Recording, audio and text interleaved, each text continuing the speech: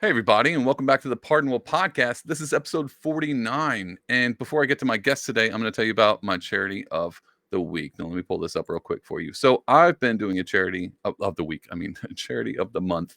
And this month, it's a good friends. It's basically a family that's good friends of ours.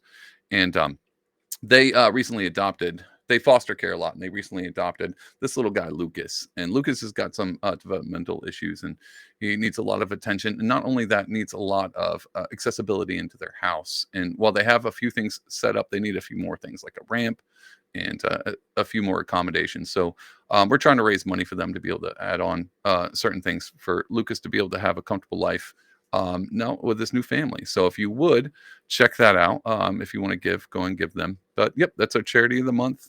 lucasfund.com. You can find it there. lucasfund.com.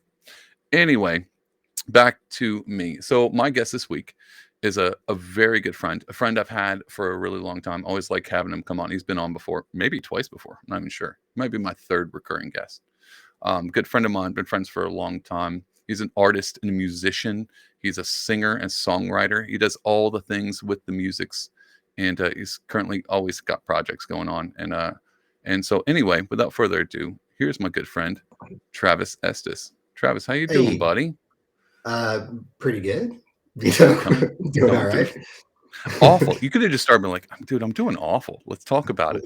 It, life's the worst. It's the worst. Hey, man. So I mentioned it's for people listening and don't know you, haven't listened to any of my Mhm. previous podcasts with you. You're a musician, a singer songwriter. What you got going on right now? What's your project you're working on? Well, What's in I, the queue? I have two projects, right? For those who don't know, one's like a sort of black gaze like project. It's ambient metal type stuff, and then I have another one that's more post rock shoegaze. And I'm kind of working on both of them at the same time. I'm just like sitting down my computer, making music. However it comes out, I just like put it in the appropriate category and move on from there. So I've got two projects running at the same time right now. Oh, snap. So you write music and you're like, this kind of fits with this one, this kind of fits with that one, and then you splice them up as you go. That's what it's turned into. It wasn't like that That, beforehand. I used to sit yeah. down and have a very clear, like, this is what I'm going for kind of a thing.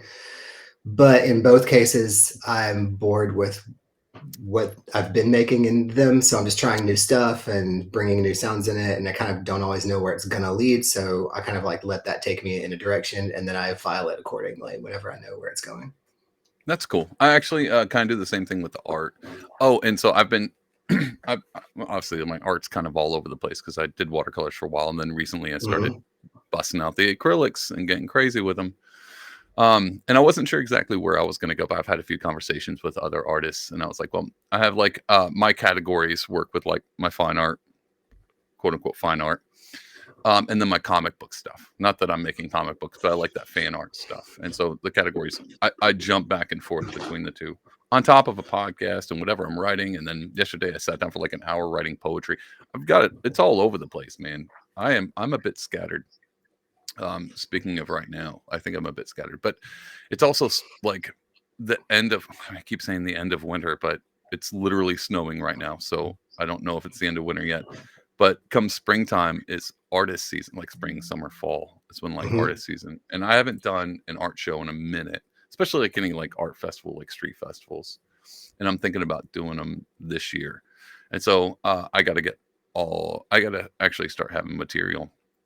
And I don't think I'm going to do the fine art stuff this year, man. I think I'm going to do straight comic book stuff because there's Yeah. not many people up here who do it. And so I was like, well, it's a bit of a niche. It's a fun time. I enjoy it, even though I'm 37. I'm still gonna paint Spider-Man all day long because I do what I want because I'm an adult. Yeah. You're talking to a dude who spends his free time yelling into a microphone. I'm gonna be I'm gonna be 40 in a few months, and I'm still just like yelling about stuff that nobody, you know, Do you? cares Here's a good question to start off, about. man. Yeah. And this is a good question for you because I sit back sometimes, and I mention on the podcast all the time. I sit back and go like, um, is this how much is this? Uh, oh, this is a weird way to. I'm trying to phrase this question properly without making myself self sound even dumber than I am. Um, Man, I struggle sometimes with being like, am I not taking my art seriously enough, or am I taking it too seriously? Do you ever have that question? You're like, am I putting too much time into this, or am I not putting enough time into this? And that kind of weird juxtaposition, being like, I'm getting older. Um, is this worth my time, or is this decent? What do Well, you think? the age thing doesn't bother me because I've already decided, like, what am I going to do? Like, play video games? Like, I know that you occasionally play video games, but like, Yeah, what that's am a I good going to point. do with my spare time? Like, watch more TV? Do you know what I mean? Yeah, that's a good And point. Yeah, so that doesn't bother me, but I have had to just change where it is in my priority structure just because I have a kid now, and yeah. I want to be like a good husband and dad, and I have other things that I do. I have a community that I'm a part of, and so I have to put, like, when I write the list down, when it's like, Jesus, wife, kids, work, community, like it comes, like the music comes in at like what, 7, 8, I don't know, Yeah. Yeah, and no, you that's just good. have, that's just where it has to be, and so I think as long as I can keep it in its proper spot, I don't feel bad. But whenever it starts like moving up the ladder where it doesn't need to be, then I start feeling like a child, and that's not Oh, okay. yeah. you Yeah, know? maybe that actually might be my thing, because sometimes I'm like, I don't know. And sometimes I think about it a little too much, and I'm like, what am I doing here? Like, what am I? Honestly, it happens the worst when I mess up a painting. I did that last night. Like, I was up Yeah, late, and I was like, oh, this is gonna be great. And then by 12 o'clock, I was like, this is awful.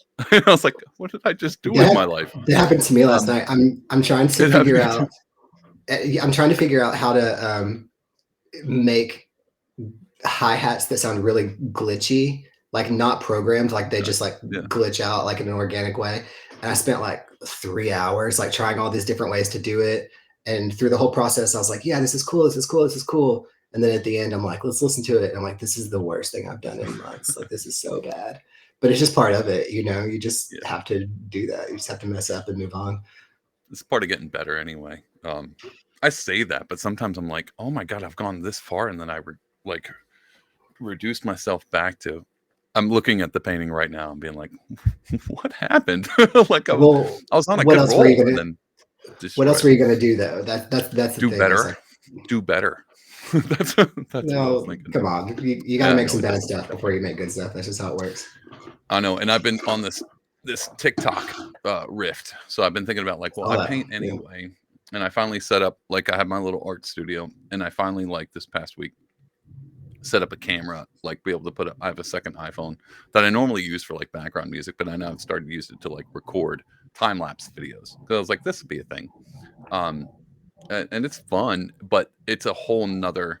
And I've done it before, and every time I do a time lapse video of a painting I'm painting, I'm like, this has like a 70% chance of not even making it anywhere, and I'm just recording it. Sure. And it's Yeah. not only are you, which I should be using this with podcasts, not only are you trying to do your best with a painting, knowing it might mess up, and now you're just recording your failure at the same time.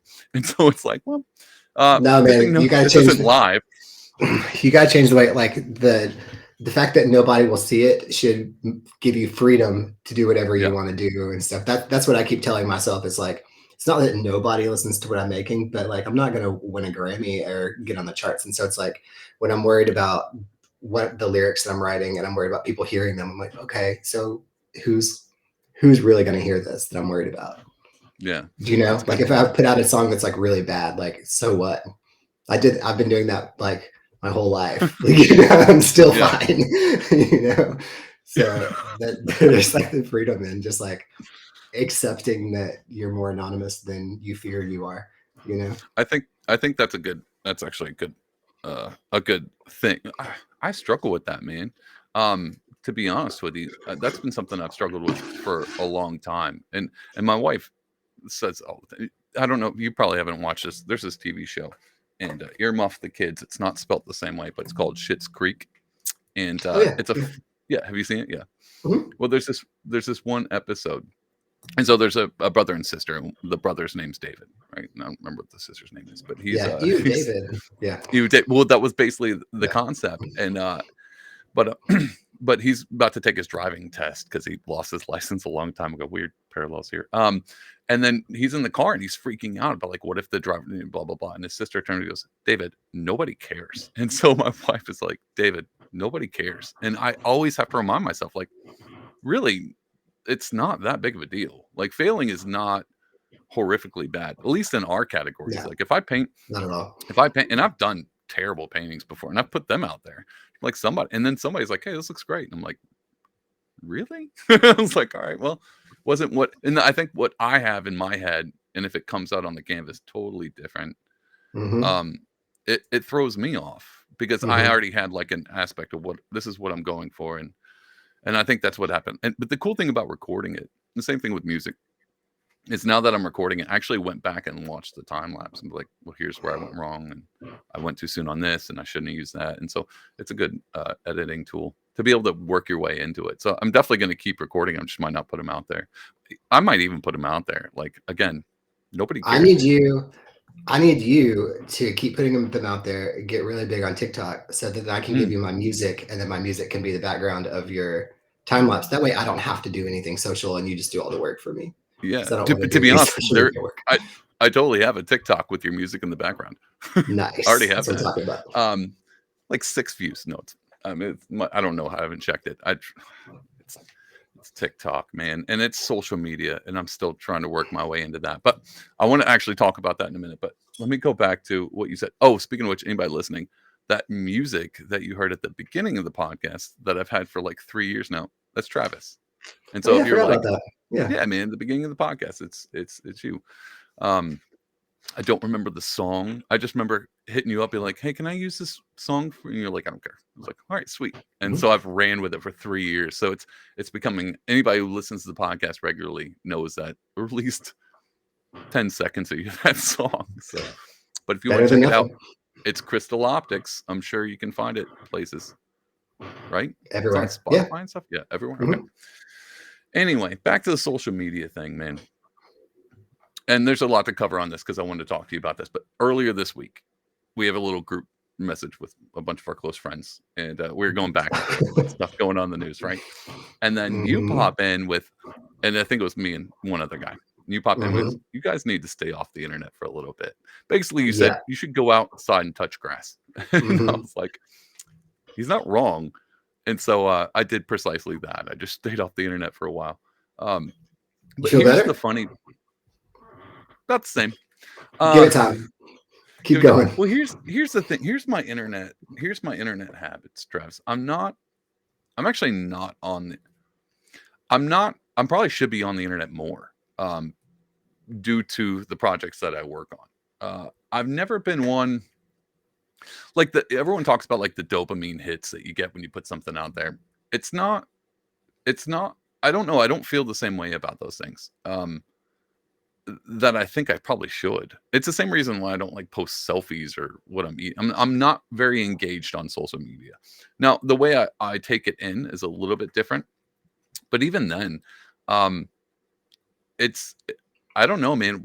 How often do you I don't think I spend that much time on the internet to enough to where it ruins me. But it definitely keeps my brain moving and like what's going on. How often do Hmm. you spend on the do you get dopamine hits when you put out songs? And I mean, you've had articles written about you. Do you find stuff off of Hmm. that and be like, well, I'm glad I'm actively in the social media area, or are you just putting music out and then forgetting Uh, about it? And someone pops up with an article and you're like, oh hey, I've totally forgot about that. well, I think I'm in a different situation than you are, right? Like you're consuming content all day, right? Like I'm assuming you're at work, you've got your headphones in, you're like listening to Oh yeah. somebody tell you And something. that's what I But brought up as like always podcasts. Podcasts are my that's downfall. part of it. Like what I meant with you and our friend who will remain unnamed, right? Isn't Yeah. that like you're trying to get on there and just like get a million likes all the time, even though I think that's a factor in some cases, it's that Yeah. the content you're consuming is like making you cynical people. Oh, Do you well, know what I'm dude, saying? Like, let's be and honest. I've been cynical since day one. yeah, but in like an optimistic, like fun way. Like it's all gonna burn. Like we Okay. might as well have a party. Like you Yeah, know what I mean? Like that's how that's it's. true. But But now and it's starting to get serious. And I'm like, but now it's getting oh like for shit, it real might actually serious all and burn. like with our other friend, like the same thing is happening. And he used to be like the most anarchist, like let's get wild of all of us, Nice. and so I'm just kind of like y'all need to like listen to some post rock where no one's telling you anything and just like relax, like sit in your backyard, like just watch the sunset, like the world's going to be fine. Like you're going to be, you know what I mean? Like Yeah. I mean, this is kind of like, this is inside baseball for us, but like our group text, like when y'all send, like I'm on the internet like 10 hours a day because I work on the internet. Oh, that's Do you know true. what I Yeah. mean? So I'll just sit in Yeah. front of my computer. I have my work tabs open and I have my Twitter tab open and I have whatever music I'm listening to. I'm like all day. And so like, honestly, when y'all send stuff through, like that's the stuff I'm trying to avoid all day. You are literally Oh, sending me the things I'm trying to keep off of my feeds. uh-oh. My bad. Do you know what I mean? And that, Yeah. Yeah. but like, and so I've highly curated all my social feeds. Have no Facebook feed at all, which we've talked about before. That Yeah. doesn't exist for me. Like I have like 600 muted words on Twitter. Like, you know what I'm saying? Like, Mhm. but I just want you and our friend to stay the people that I know you are. And Yeah. I don't want what happens to a bunch of boomers. Like whenever Trump came in, I don't want that to start Yeah. happening Yeah. to you guys because of the issues that you're concerned about now. You Yeah, know? I'm one step away from texting the group message. If you guys don't go on Facebook and write a post about how you don't allow Facebook to keep all your photos, and if you don't like this post, then you love Satan. And so Mhm. I'm so Obviously. close to boomering it Mhm. up. Uh, well, here's the funny thing because I've curated my so Twitter. I've spent an absorbed over the past 6 months. I've locked down on Twitter to try to figure out how to utilize it because before, and we've talked about this. I think you made my first Twitter, and then I you did. mentioned one time Yeah. I was like, yeah, and I was like, I don't know what to do with this thing. I have like 10 followers. I don't. Yeah. What do I do? And you were That's like, like well, 15 years ago. You made yeah, it whenever I made it for you when you were in Dallas. yeah, Because yeah. we were like, okay, here's what we're gonna do. We're either gonna be homeless in Houston and we're gonna preach to everybody. We're just gonna be homeless prophets, I know. or we're gonna move I to was Dallas. And then we came back from Dallas and you're like, no, abort mission. We're Yeah, not doing that this. this is a terrible this is a terrible idea. Go back, go back. Yeah, it's fun to be young. We were pretty passionate about that. Um, and I no mistakes, no regrets, no regrets. I was okay with that. I'm glad we made the right decision. I'm glad I made the right decision and came back and was like, this is a terrible idea. Let's not do this. It was also extremely hard to find a job at that time. It was really weird. It was also after the housing crisis, so that was Yeah, another part. It was like, yeah. I'll just go to Dallas, I'll wait tables and couldn't find a job for anything. Um, anyway, but yeah, I mean, so I've been on Twitter a lot and I've tried to use it to connect with people to have on the podcast, especially, and it's actually worked pretty well. But the other way I've curated, and I've sent, this is the thing, our friend who shall not be named sent a lot more news things that are going on happening in the world. Yeah, I'm notorious because my Twitter feed is nothing but dank memes. It's just funny stuff because I follow just funny people. yeah. That's the majority of my Twitter. And then there's some political stuff. And the only reason I've dipped into the political thing is because, and I think I've spoken about this a long time ago on the podcast, is it's it like while back, like in 2018, I was kind of in that punk rock realm. I think we all were. Like, I'm not involved in politics because it's just not the forefront of my brain. Like Yeah, because it's garbage, all of it. it's garbage. I want to talk about Jesus. I want to talk about um, stuff like that, and I just don't really care about politics. And I'd rather, and even at the time, I was studying other religions like Buddhism and Hinduism, and what's this, what's Gnosticism and all these other, what's the denominations about, and let's figure this stuff out. And then I was like 2018, I was like, oh no, politics is a new religion, and I think I've seen it. We kind of seen it even more so now. This postmodern Hmm. realm of being. I mean, even now we have like apostates and prophets, and here's the dictates, and here's how you become a heretic just in a political realm. And so I think I shifted gears into going, well, I should probably pay a little bit more attention to this because while I enjoyed apologetics and talking to people about Jesus and Christianity and theology, I started realizing that people didn't even think about theology now. It's about who you voted for or what camp you sit in. So this new Yeah. religion, what I noticed as a new religion popped up, and so I was like, well, I should probably double down and start paying to this whole new chapter. Um, Hmm. and it's done me some good, but I'm not convinced in almost any concept. I think because I'm a bit cynical, because I look at all politics as a separate religion, that I always keep it at a bit arm's length. But I'm very curious. It's a very curious religion, because of the denominations that are dividing it up, and Yeah. how strictly staunch those denominations are, and how they play into each other, and what's going on. But my Twitter feed is a lot of funny memes. I also follow a bunch of anarchists and libertarians, so they're always Yeah, you've been having a good time. interestingly silent on the CCM bracket that's blowing up on there. Have you I not? Have don't. you not seen that? What's a CC? I don't know what that is. What's CCM bracket? What is that? You haven't seen it? Okay, this is No. Yeah, break this down, because I saw someone, was you mentioned it, and I was like, I don't even know what CCM is. What is CCM? contemporary Christian music. Oh, dude, yeah, I'm not. Yeah, okay. No, it's so fun to Go and watch explain though. to the viewer what this is, because, and I'll tell you why I'm not. Okay, And well, yeah, I'm not like super involved because I'm gonna pull it up, but because I'm just like not in that world in the same way, but a lot of my Twitter yeah, friends are. And so I have a buddy who put together a CCM bracket, and it's essentially like, like a sports team bracket when you have, yeah. this team Like versus March this team, and then Madness. who wins. Yeah, like it's like a March team.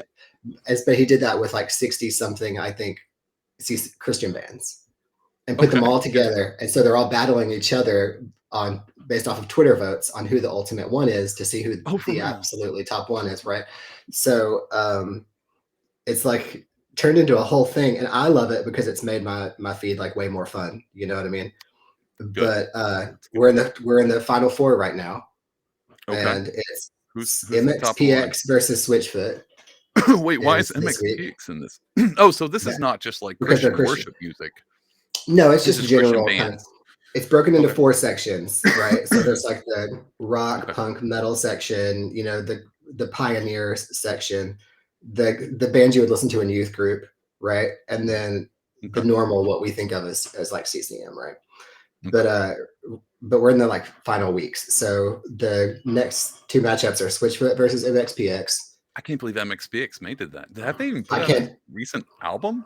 Like, I You guess know this what is though? over the But top. they only had to beat like they beat Red, like that was their first standoff. Like who listens to Red? You know what I mean? I don't even know who that is. Yeah. Right. They beat Sorry, Red. Amberlyn. Yeah, they beat Amberlyn, which is kind of surprising to me. Sounds familiar. Um, Sort of. and they beat Petra. No idea who So that is. they're I like just the realized I original don't listen 80s. to enough Christian music, Travis. I don't I didn't listen to I it. didn't know who most of these people were either. Yeah. But anyway, so it's Switch versus NXPX, and then Rich Mullins, who is awesome, versus Okay. Five Iron Frenzy. Oh, wow. Um, They're still around, or they're in the bracket. Yeah. Okay. they have out of everybody in this bracket, they're one of the people with the top Spotify listeners, the most Spotify listeners. Wow. Five They have Iron like Frenzy. millions and millions and millions of listeners. Isn't that crazy? Okay. But anyway, Okay. that's what's been keeping my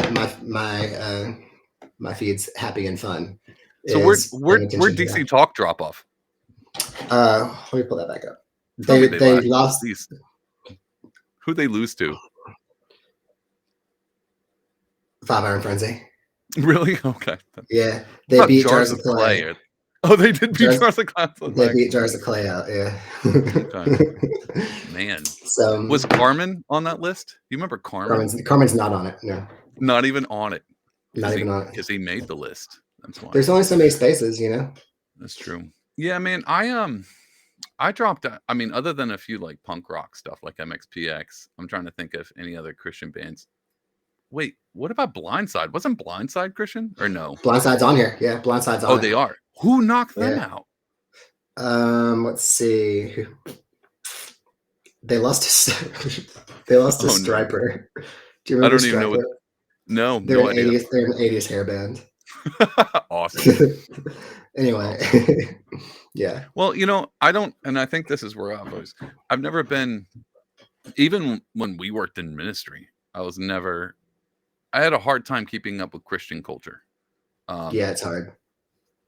and I mean, we would run into people will always be like, did you hear about this new? And we have another mutual friend. Actually, we have multiple mutual friends that are really into Christian culture. And I hear about, I'll just mention, he's been about Michael. So our buddy Michael was on the podcast not too long ago.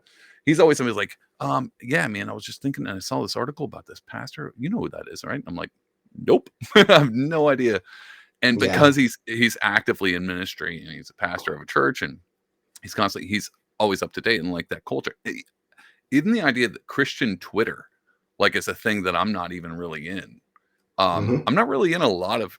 I'm such a fly on the wall when it comes to these things. Like I kind of traverse like Christian Twitter. I'm kind of in it a little bit. I'm like I'm keeping it. Not had no idea about the CCM thing, but I'm kind of in that. Kind of in like a libertarian Twitter or Republican Twitter. I kind of like. I follow a few. Like did you know you can go to like twittercircle.com and see who you interact with the most? Did you know there's a I've whole seen site for people that? do that, but I've never done it. Yeah. Yeah, I did it this week, and it's such a hodgepodge of like hardcore anarchists right next to Joe Biden. Like it's just crazy. It's all over the place because uh, I don't know. I think I'm an agent of.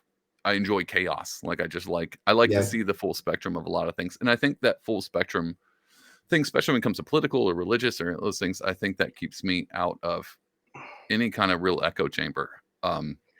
Yeah. Which is I probably a think good that thing in the long run, but I don't have any deep community ties to any. I don't really have any. I'm a sojourner in the world, Travis. I don't have any.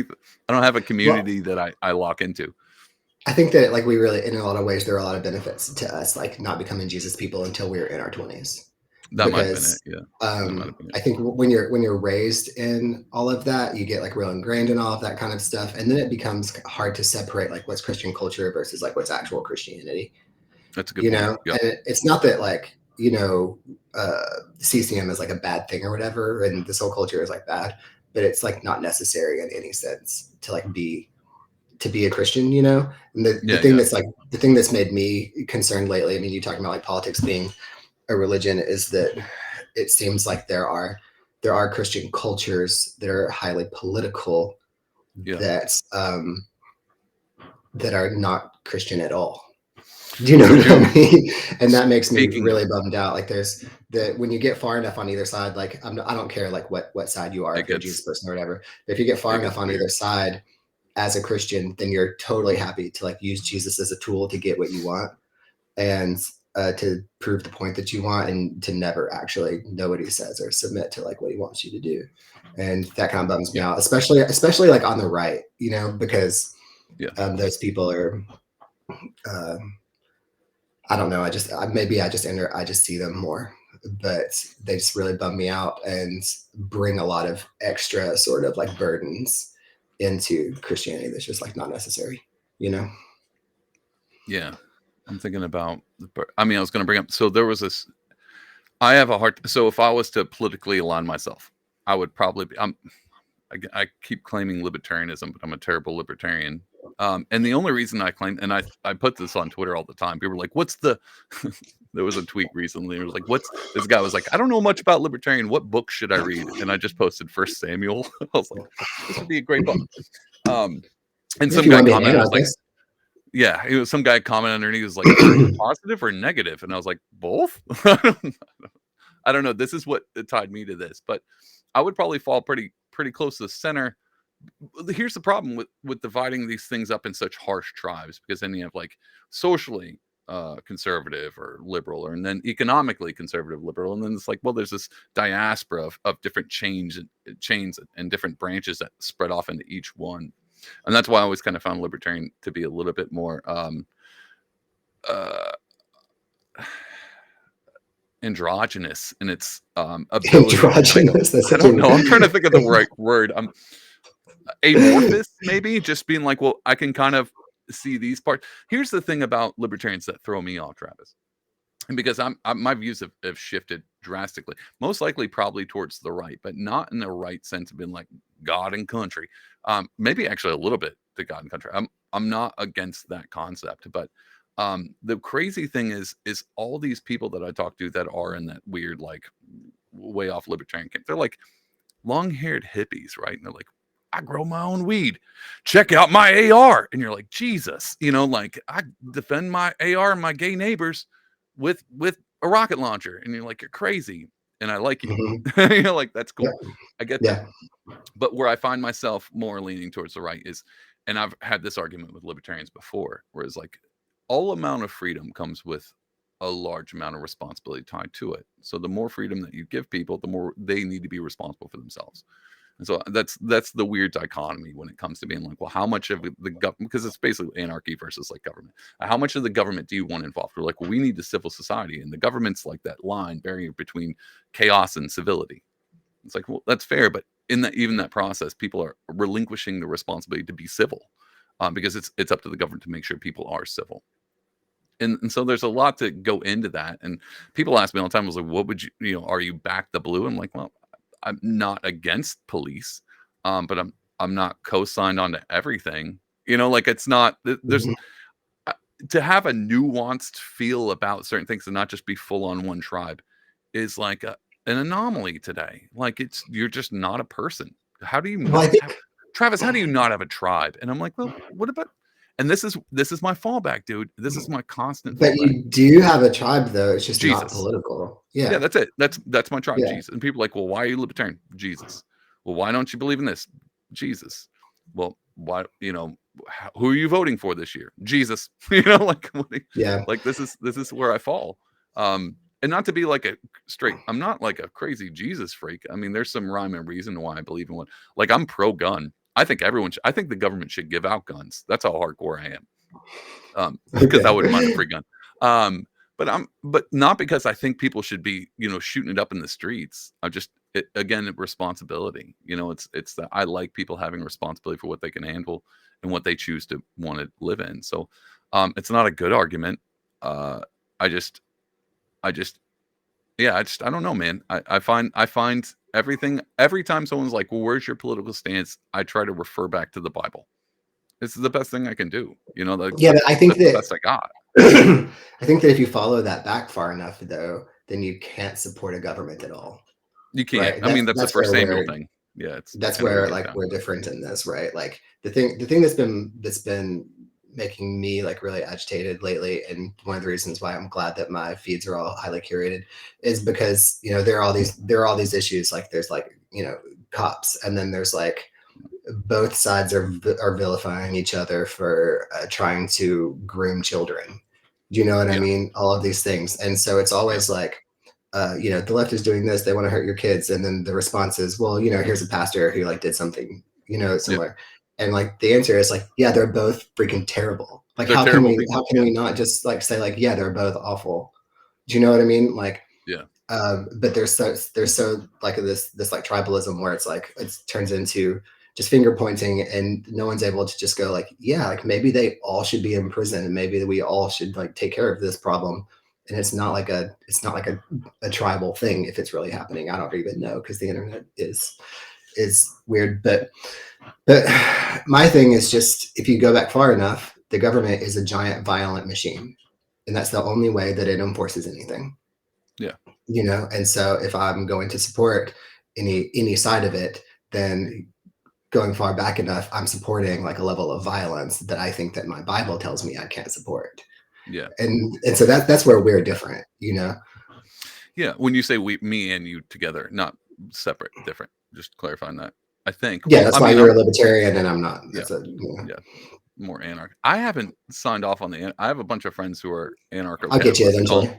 You'll get it. They call them ANCAPs, and Hmm. they're great people. Matter of fact, I'm having a guy. He has a podcast called Biblical Anarchy, and he's coming on the podcast next month. I'm going Oh, to sit cool. down and talk to him about that, because me and him have gone. We've spoken a little bit, and every time it's normally on Twitter, and it's always us talking like in someone else's comment section, and not Yeah. arguing, just being like, is this? And I've told him, I was like, the only reason I'm libertarian is because I read my Bible, and it just I just found myself here. But I did have a conversation with the guy, my last guest, Kyle, and in that process, in the conversation, I was talking to him. He's a libertarian too, and so, but even the Libertarian Party is dissected into two, and it happened recently. Like, there's a whole new caucus that took over the entire party, and they're very much more of I won't say right with, they're conservative libertarians, so they're Okay. not conservative on like foreign policy, and not, well, that's a bad way to put it. Um, they're just not the man, I'm trying not to say this without completely dissing all the left libertarians. They're more right. We'll just say they're more right. whatever you want to take that as. And they took over the party. So there's this in the Libertarian Party. There's a giant split where there's more liberal libertarians where they're like, doesn't matter what happens, and free. And the other people are like, no, you have to have some rule of principle, because if all principle goes to the wayside, then there's no even point of having freedom. Like, freedom comes with responsibility. We have to understand consequences and those things. And anyway, so everything's divided. And I was telling him, I was like, even as a libertarian, and not to say that I'm a contrarian at all times, but because I'm looking at our world and culture now. Like, it's not, you'd have to be kind of an idiot to say like not most institutions are one political leaning side. Like, the media seems to be, other than a few, I mean, Fox maybe, I don't know. I don't watch the news, so I don't. But Yeah. yeah, I'm gonna go and say what I've heard. I mean, I'd be an idiot if I said they weren't right leaning. Problem is, I'm in libertarian camps, and people are like, Fox isn't right. They're just part of the machine. So that's where I get confused with these things.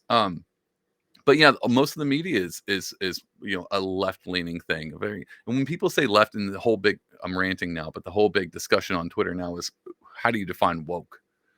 And I have my own definition, but it's not a very clear one. It just goes way back to postmodernism. I think when Nietzsche talked about, we killed God, what games do we have to create? How do we wipe away the horizon? We don't know what up or down, left and right is, so we get to decide for ourselves. That's a basic definition of woke, is when things start to become holier than thou because you decided to. People have my, quote unquote, my truth. And as long as you fall into that category of, quote unquote, what the Lord of the day, the Prince of the Air's truth is at that time, is the Holy Catechism. And so that to me is the woke idea. It's not founded in anything transcendental. It's just found in society. I mean, when people talk about like, well, oh my God, I'm totally ranting now. It's because I've had too much coffee. Let's pull this back a little bit, because now I'm starting to go off into a whole everything's relative, and where you get that. What you got?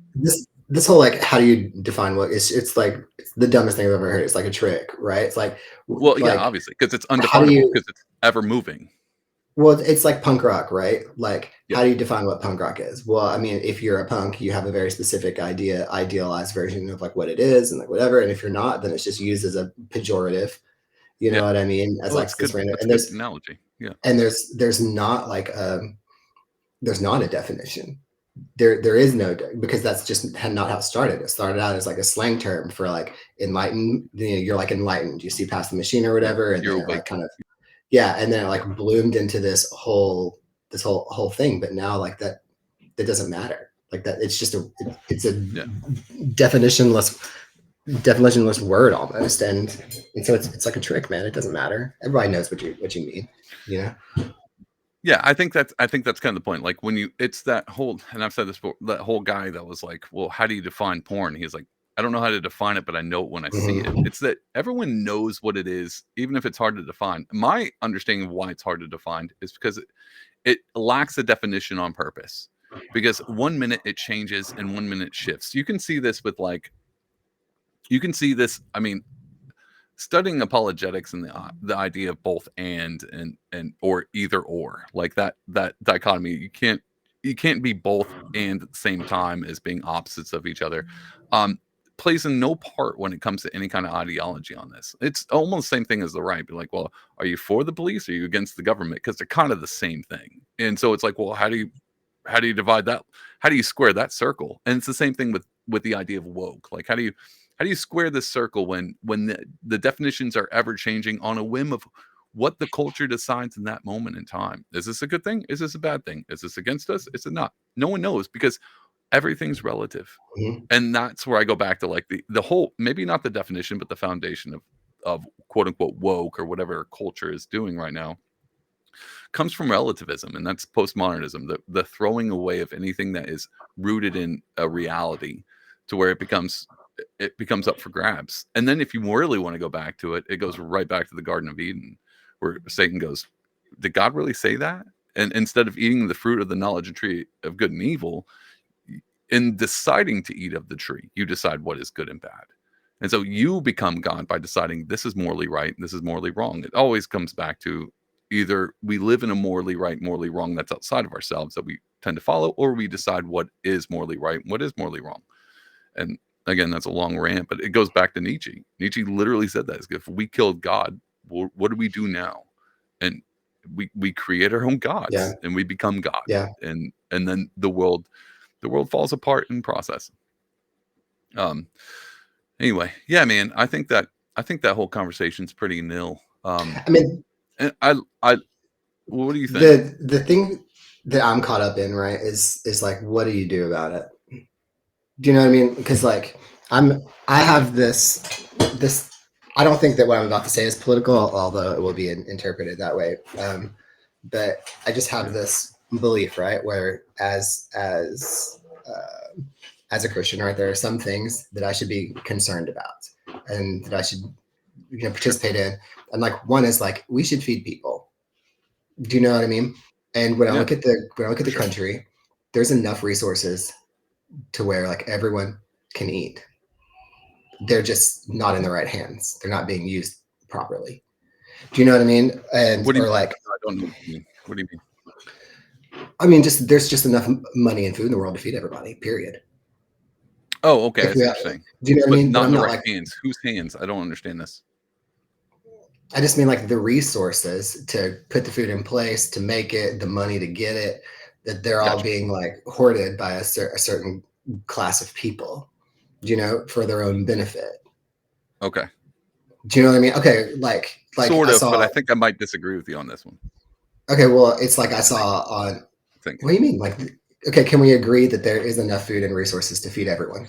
Yeah, yeah, totally. Okay, so then what's the problem? Why are we not feeding people? And the Okay. pushback, right, is like, Mhm. well, we have to make it happen. We have to have like systems to put it in place to make it happen or whatever. But then it's like, well, it would be stealing from other people who actually have a plentiful amount of resources. And so from a Christian perspective, like, yeah, stealing is wrong, right? Like you don't want to do that. But Oh, at the wow, same you went time, that way. Oh, I wouldn't. but That's cool. but All it, right, yeah, keep going. but at the same I didn't think about time, that. like shouldn't we, and this is not like a broader thing, this is we as Christian people, right? Yeah. Shouldn't we as Christian people be like ashamed of ourselves that there are people who are, do you know what I mean? Yeah, And so like all these people who like claim to be like millionaire Christians, and I'm like dying. You know what I'm saying? Like I can afford my own food, and we do what we can. I guess what I'm circling around is I recognize that there isn't we can make it happen if we wanted to, but we don't because we like worship capitalism when oh, we should be wow, okay. worshiping Jesus. And so like I don't have any problems with capitalism as from a human standpoint. I don't know what would be better, but from a standpoint that transcends those things, what I know is that we're told to put that aside. We're told to put ourselves aside. Yeah, We're the people in the book that we read that we're supposed to mimic. We're broke, and we should like think yeah. about that. Do you know what I So, mean? yeah, I see. Now it took me a minute, but now I see where you're coming from. You're actually speaking from a strictly talking to a Christian perspective, because you have to understand the majority of It's the the only country is not perspective I Christian. have. Well, You know, exactly, and and so so it's even. I mean, well, all right, continue. That's and because so I I'm was just saying thinking of like in general who, and that's when I said who has the resources in their hand. You were speaking of, well, here's billionaire or millionaire Christians. They have the resources in hand. They're called. If you were just take Elon Musk, who I don't think is a Christian, he's got a ton of money. He has no incentive to feed the poor. He's not no, Christian. no, no, no. But so you were speaking strictly to Christian millionaires kind of thing, I or mean, well, I mean, something like that, we can pare it down, right? Like the church itself has enough money to feed everyone in the church. for sure. You know what I mean? Like we have enough resources. I can't remember the exact numbers but I've um Yeah, but the church makes billions of dollars, and there's enough money to feed everybody. And so yeah, I don't know why we can't make that happen. And I've said this before. We've had this conversation before, right? But when I it know. comes Yeah, to feeding people, to taking care of the widows, we could all do that tomorrow if we would just agree to just suck it up and do it. yeah, There's enough childless homes in the at least the American church to bring in all of the orphans and still have like free homes open. yeah, You for know, sure. and Yeah. so and I feel like if we would just like get together and do all of that, what do you need a government for? Well, Like like what programs would we yeah. need? That's that's very much a founding father's take. I mean, even John Adams said our society, our capitalist free market society, only works with immoral people, and that's why it's based off at least a transcendent morality, being like, well, you have to agree to the terms that these things are good and these things are bad, and we should do this. But that's still a voluntary system. You can't convince people being like, well, you have the resources. You either one voluntarily give them up through the love of Jesus Christ in your heart, or through your own empathy. Say you're pagan, you worship the trees. You should love people too and give out. Fair enough, you could do that. But in a Christian aspect, being like, well, at least we're mandated to the idea of take care of the widows. I mean, again, Travis, man doesn't live by bread alone. But the whole point of being like, well, we do have the resources to help. We could, but it's still voluntary. I think what we're But you stuck know, with. but this has happened before, though, right? This is what It happens happens. in It the happens all the time. No. I'm saying we have scriptural support for this, like the Book of Acts. They all come together. The church is smaller, right? But they all Yeah. come together. No one is without. And then what happens, David? Their numbers grow. Their numbers grow, They and explode. Like all this then one talk guy about. lies. One guy lies about how much he has, and the worms eat him. And so it's Well, he shouldn't have lied. He could have, but it says like you could have done whatever you wanted with this. Like the but lying at the is same part of that, and that's a whole other thing. But my point is, right? Like my point is we just went through this whole thing where it's like, is revival happening? You yeah know what? How do we? And it's like, okay, we have like a model here. If you really want to like see the church grow, then like why don't we take care of each other, and like why don't we make this a family that people want to be adopted into? You know, and we're just not doing that. And some people, I mean, I guess this started because my question was like, how do you navigate your way through it? And yeah this is like my question, right? Like me and Kristen have this conversation occasionally where we are like, okay, how much money can we bring in before we feel guilty, like rightfully okay guilty? Do you yeah know what I yeah mean?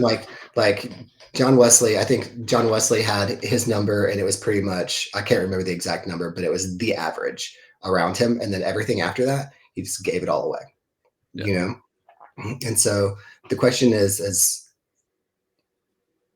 how much money can a person make as a Christian and keep before they should yeah be ashamed of themselves or before they should be rebuked? Because we have, I think that in some cases, and I don't know where the line is, but I think there are some cases where there are people with just like so much money doing nothing with it.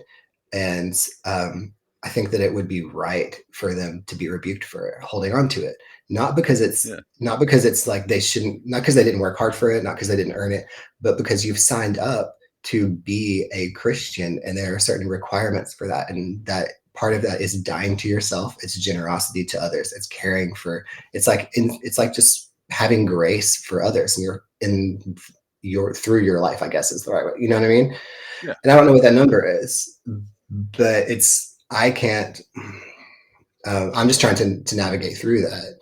yeah But there is a number, yeah whatever it I is. actually I was just thinking about how far we've come as adults, because I remember reading the Philogalia and it being like, make sure when you work at lost profit, and make sure you don't make any money at this. Matter of fact, go into the red. And then we come from an area being like, whatever money we get, we're giving it away because we'll live homeless in Dallas. Like that was the plan. And so it's fun for me and you to have this conversation because here we are, 15 years later or whatever, being like, Mhm. well, at least let's take care of our families and then let's be generous with the extra. Um, I think it might be weird from other people hearing this, being like, well, they, at an average, then be generous with it. But for us, we came from the opposite spectrum instead of being like millionaires coming back. Yeah, Um, people might not realize that you and I were roommates together in a trailer yeah, that was missing a window and we couldn't afford the yeah, window, so we put a Little Caesars box over it. That's we like where we come literally from. put a Little Caesars box. And like, We were but some like, anarchist punks, and we just became anarchist Christians. That's how that turned out to be. but I'm willing, man. Like that's the thing. Like it's in me. Like if I felt like if I felt like I had an answer or a direction that I was confident enough in to put my wife and my child through, right? That's really what it Yeah, comes down to. Then that's what it like comes down to. I could do that if I felt like this is what we need to do, because we were happy. You know what I mean? Like Yeah, kind of. we're Yeah, we I were. was I I was. was I was. Yeah, it was pretty fun. It was a good time. I reminisce about that time all the time. But like I remember, but at the same time, extreme little responsibility. Still Hmm. children, had no Yep. one to care for, no one to really look out for, nothing to build up to. And so happy as a child would be on the playground, not not fulfilled. I would say that part, not in Well, that that's what I'm saying. Like, aspect. I would have to like know, like, okay, this is Yeah. definitely the way to handle all of this. And now I'm not so sure. Like when it's just me, like who cares? I could, You know, whatever. exactly. And that makes I'll it eat pretzels. Yeah. a little bit easier. And we've went through that quite a bit of our lives. The other thing, I think what people hear, and this is where I start to kind of, I start to I start to step back from this concept. And it only comes down to one basic thing, because I've heard this before, and it comes from like a Christian socialism, and all of that is fine as long as it's voluntary according to you. So according to those abilities and those with need, like that Marxist kind of communist feel, except for I I refuse to have a gun to someone's head and saying, well, and I don't want to use you saying like it's great to give to those who need. I'm not going to put a gun to your head and say you have to. But I also don't think I want to dangle hell underneath your feet and go, you either give to the homeless or you burn. Because to me, it feels like either a physical gun or a spiritual gun. And I don't know if that's technically my place. And as much as I want to be evangelist to those who don't know Christ, and then at least help steer whatever community of Christians in the right direction, the last thing I'm going to do is threaten them in a category that I might not participate in either. Does that make sense? Do you see what I'm saying? Like me and your line of being like, well, this is how much I need to make, and then this is how much I can give. I'm not going to go, well, this is my Hmm. line. That better be your line. And if it's not your line, I can look at Joel Osteen and go, well, his line's way below what he makes, but I'm not calling him up and rebuking him. I'm just not going to do that. That's Well, not what no, I'm I going mean to do. that's not your If you can't place, read right? the Like you're not. scriptures and do exactly, if you can't read the scriptures yourself, then it's not my place to. But like in He's not my disciple. He's not my church. You know, if I was a pastor, maybe, but not in that aspect. You But saying like in something? an ideal situation, like you're a part of a community that's able to come to you and it's able to go like, hey, like, are you not embarrassed? Yeah, well, I mean, that would be a Like thing. you're Would you be? like we've got like a friend over here who like can't feed their kids, and you are like just bought yourself a Porsche. Like, are you not ashamed of yourself? Like, how do you do that? You know what I Yeah, mean? Like, um, and and so I don't think it's necessarily about exercising even authority in that sense. It's just a matter of like being a part of like a community that you really love and that you really care about. Like that's part of the reason why um, I'm at the church that I'm at. It's just yeah, because I've been there long enough. Like we take care of each other. I've gone through some awful things since I've been there. They've always, you know what I mean. There's like a yeah, support yeah. system, and A church? You mean like an actual it's church that cares for each yeah, other? Yeah, yeah, and part of that is saying like, hey, like, you think you're doing this right? And if I go like, yeah, I think I am, then they go, all right, well, and they still yeah, yeah, yeah, and I'm still a part of it, and it's like a really small version of me telling you and our other friend like, hey, y'all need to get off the internet, yeah. Well, I mean, it's brotherly because love. That's there's just just like looking out a for each other. Yeah. yeah, there's just that thing of You're accountability there, basically and saying, so are you guys not embarrassed about how much time you spend on the internet? I was a little embarrassed about how much time. But well, I'm those are just some saying, do you funny not see what memes. it's doing to you in that Yeah, sense, yes, but in the larger sense, it's just kind of like, hey, like, I don't know, man. I'm still you're navigating right. through it, and um, and in a way, like I mean, I'm definitely doing less than I could. Do you know what I mean? I'm Yeah, just trying to figure out what the responsibilities are. Not, but it's not political to me, right? Like it's to me, like it's all like a spiritual thing, and I don't understand how other people don't see it this way. Just because I figure um, if we just got together, fed everybody, took care of the people like the widows and the orphans, and continued on. I mean, this isn't just like social justice. This is like continued on like spreading the gospel, doing those things. People would be willing to receive the gospel, and then in like a year, because a third of the world is Christian, like that. How when you have I don't know, man. It just seems like people would be able to like receive it, see that like we practice what you preach, see like the Holy Spirit like do wild things, because that's when the Holy Spirit starts doing wild things. Seems like that would solve most of our government problems, and Yeah, a lot of these conversations would be a lot different, because a lot of what people are trying to do, what the government is just trying to do, is just mitigate people's sin, or just like control the way that people sin, and then have their own sort of punishments for that, right? Like that's yeah, where jail and violence comes down to. That's where like I mean, all the government does is still kill and destroy. That's literally yeah, all they do. And yeah. so like I just don't want to continually submit to that machine. And I don't think that we are supposed to. I think we're not supposed to. And I just see people on both sides just like trying to what's the Control the word? machine. Control the machine. They're trying to leverage it for their own gain. Yeah, Whenever control like it. it's an unholy machine, and you cannot have holy fruit from it. Like Yeah, period. I don't understand why people don't see that. But you just like are raised in like a certain paradigm that's hard to like break down. yeah. Well, I tell you what. To feed this machine, let's take a break so I can sell some art. My cat Okay. just went naked. Is that cool? All right. We'll be right back.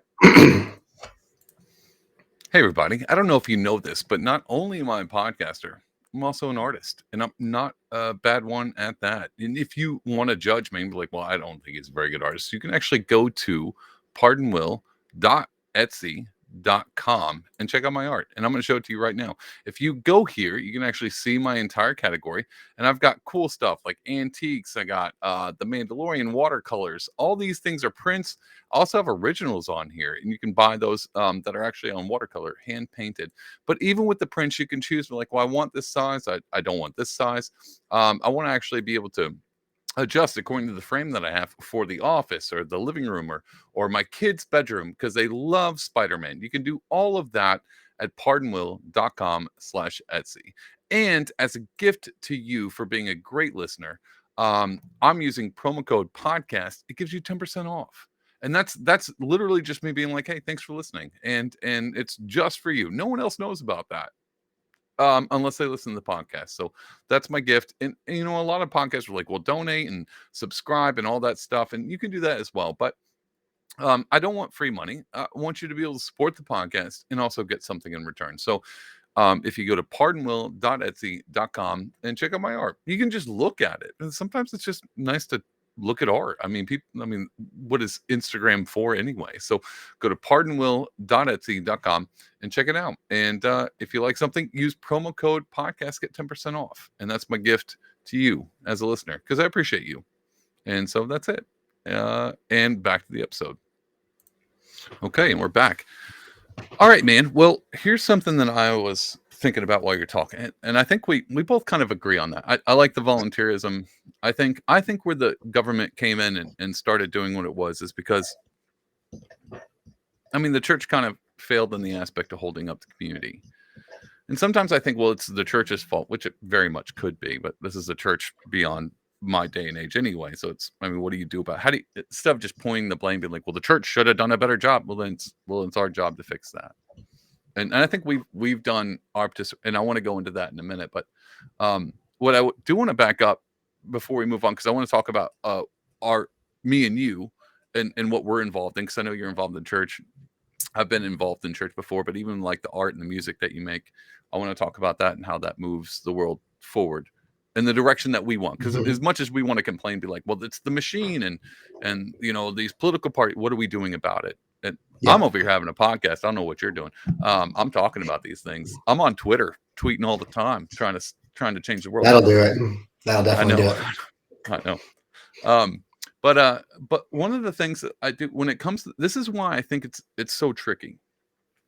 And I don't want everyone out there listening and being like, well, obviously it sounds like they have. You've said it multiple times. I don't know if I have the answer for this, and I don't think I have the answer for this. I've got a few aspects, and this is why I brought back the ideas. I think I lean towards the right, not because I'm all about, not, I'm not a, I kind of am a good old country boy, and I do have a lot of those feelings involved, and a lot of those in that background where I'm again, like I said, I'm all for guns, I'm all for hunting. I like survival. I like the idea of being responsible for what you have, is to the extent that I'm responsible for what I have, which is not very well. I do see you have to say there is a bit of there is something different about as much as they both feed into the uniparty machine, whatever that is, there is some different principles on both sides. And I would have to say you'd have to be kind of off kilter to think that if we were going to divide up not Republican or Democrat, but maybe left and right leaning, like in this dichotomy. Whereas in the right has their golden calves, right? Mm-hmm. For sure. Like they're there. Mm-hmm. They're not dis, disingenuous. People have a tendency to not spend so much attention to the world going around, because a lot of times, I mean, we both grew up in Texas. Like these people aren't really paying. I grew up around family that really didn't pay attention to the news. They knew what was going on in their hometown. They cared about kind of what their family was going through. They had their own, like I said, golden calves, but they weren't super politically involved. And I noticed that they're becoming a lot more politically involved as the time has gone along. Or I'm just getting older. I'm realizing it. But if we were going to take the right side, who has like God, family, country, or however you want to categorize that, on the quote unquote right, the left side is a bit godless, at least for the majority of the part. And the only reason I would say that is because it does seem, and you can correct me if I'm wrong, just from listening and paying attention. Like I follow, obviously my little Twitter circle thing is a wide range of people, from Mm-hmm. leftist to rightist to libertarian, all in between. Mostly it's just funny people. I just like funny people. I don't care where you're at. If you're funny, I'm following you because I need a laugh in my life. But it seems as if the reason why they're more inclined to a larger government is what everyone says, like, government's going to solve our problem. If we don't get this bill passed, then people are going to starve. Or if we don't get Medicare for all, then who's going to take care of these people? It seems as if the government has become God. And that part tends to shift me to the right spectrum, because without God, then something has to fill that gap. And we talked about the woke thing, like, well, here's an ideology, and the culture tends to take over the worship aspect of it, but the creed itself, the thing that moves it, the church, head of the church would be the government. Like if the government's not doing this thing or protecting this thing, it doesn't work. And people always talk about the idea of rights itself, and this is where my libertarian stance comes in, is because I've had arguments with people who were from the left, and they're like, well, where do you think rights come from? I'm like, well, I'm a libertarian, and I believe rights came from God. They're not negotiable. Like they're inalienable rights from the Creator. And all the topics I have with them is like, no. You have rights because the government gives you those rights. And that's when I go, okay, now we've kind of at least centered in on the big crux of the problem. If you think you have a right because the government gives it to you, then the government's God. It becomes a creator, or at least the defender of the things that you assume created. And so I think even in this idea of being like, well, I don't want to pick a tribe. I don't want to pick a tribe. I am finding myself pushed into one side. And that's what I told Kyle. I was like, the crazier the world gets, and maybe because it's too much internet, but I live in New York. It's not as if I can just shut my phone off and I'm not surrounded by people on the left. Like they're Mm-hmm. literally all around me.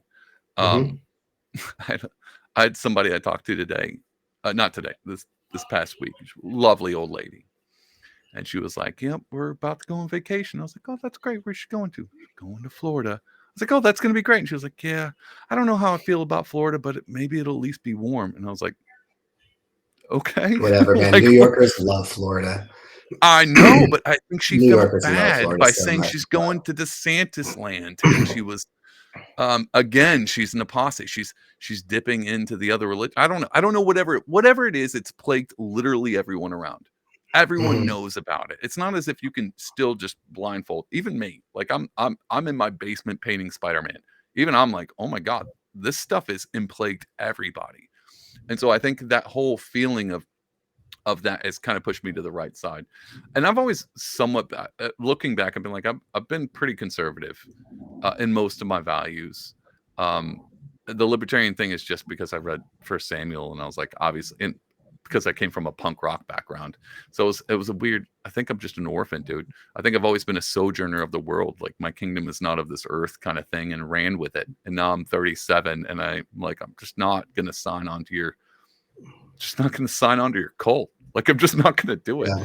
And so that's how I'm starting to feel. And this is why I'm going to wrap this into one tight little bundle. And when I say cult, not everybody's involved, but that thing does bleed into everyone. And like, this is tweet going around by this one pastor, and he's like, Jesus was given up by the betrayer, and he was brought and crucified and raised on the third day. And if you don't think that's going to happen to Trump, you're not a Christian. And I was like, oh my God. Like, wait, what? What did you just say? And so I guess he just took Jesus and Trump and just right into one. And I Mm-hmm. was like, and then all of my Christian, like, even my Christian libertarian friends were like, this is way off kilter. And so at least I was like, well, the Christians can point out when people are, you're spending too much time on the internet, go out and touch grass, kind of thing, that you did. Yep. And it was nice to at least see that, but it was strange that that guy is in charge of a church. Yeah, I think. This Well, I guy's a mean, pastor, dude. when we started Not to earlier, we say, were like, like, I have no qualms of Trump. Trump is Trump. That's fine. Like, cool. If he gets I don't, he's not, I'm not talking to him. He's not I'm not calling him up going like, dude, you okay? Like, that's not part of it. Sure. I've got some cool things about Trump to say. I like certain parts of it, but he's not Jesus. I mean, we Right? talked Am I earlier wrong? about Travis, am I wrong? we that's what I was saying earlier about there being like different pockets of like Christian culture that people are like not capable of separating from like actual Jesus. And like, Yeah. it takes you in like this whole weird direction. And you were talking about how you grew up, your parents weren't like super political, or but like no one could be to this degree, Yeah. because you had what, an hour's worth of news every day. Maybe And that's then it. you had, That's a good point. your whole thing was different. Like the content that you took in was just different. You couldn't obsess over it in the Yeah. same way. And honestly, like I think about that occasionally, because like I'm literally on the internet like 12 hours a day, or I'm at least in front of a computer like 12 hours a day sometimes. Yeah. And so I have these like daydreams of like, man, I just want to like get a farm and like plant food and Me like too. literally just do that every day. I bought a plum tree the other day. It is insane how happy this plum tree makes me. Like I water Yeah. it Yeah. and like it's got like little leaves now, and I'm just like so hyped about it. And Yeah. Plums are and delicious, so dude. personally, Plums are oh dude, delicious. they're the best. And so for me, like I was talking about what do we do about it? Like part of the end goal that I have is to get rid of all of this stuff, to like live a life where I just like I wake up, I'm a good husband, I'm a good dad. I like, go out in my garden. I don't hear a bunch of this noise. Do you know what I mean? Like Yeah. just realign myself with the way things were designed to be, you know? And Yeah. Yeah. I don't exactly know what that is, but like I need more like simplicity. I need more like beauty in my life, man. Like everything is just so ugly. And I don't do you know what I'm saying? Have you noticed that? Yeah. That I like mean, I everything think is just, and I I just don't. I just don't like, I don't know, man.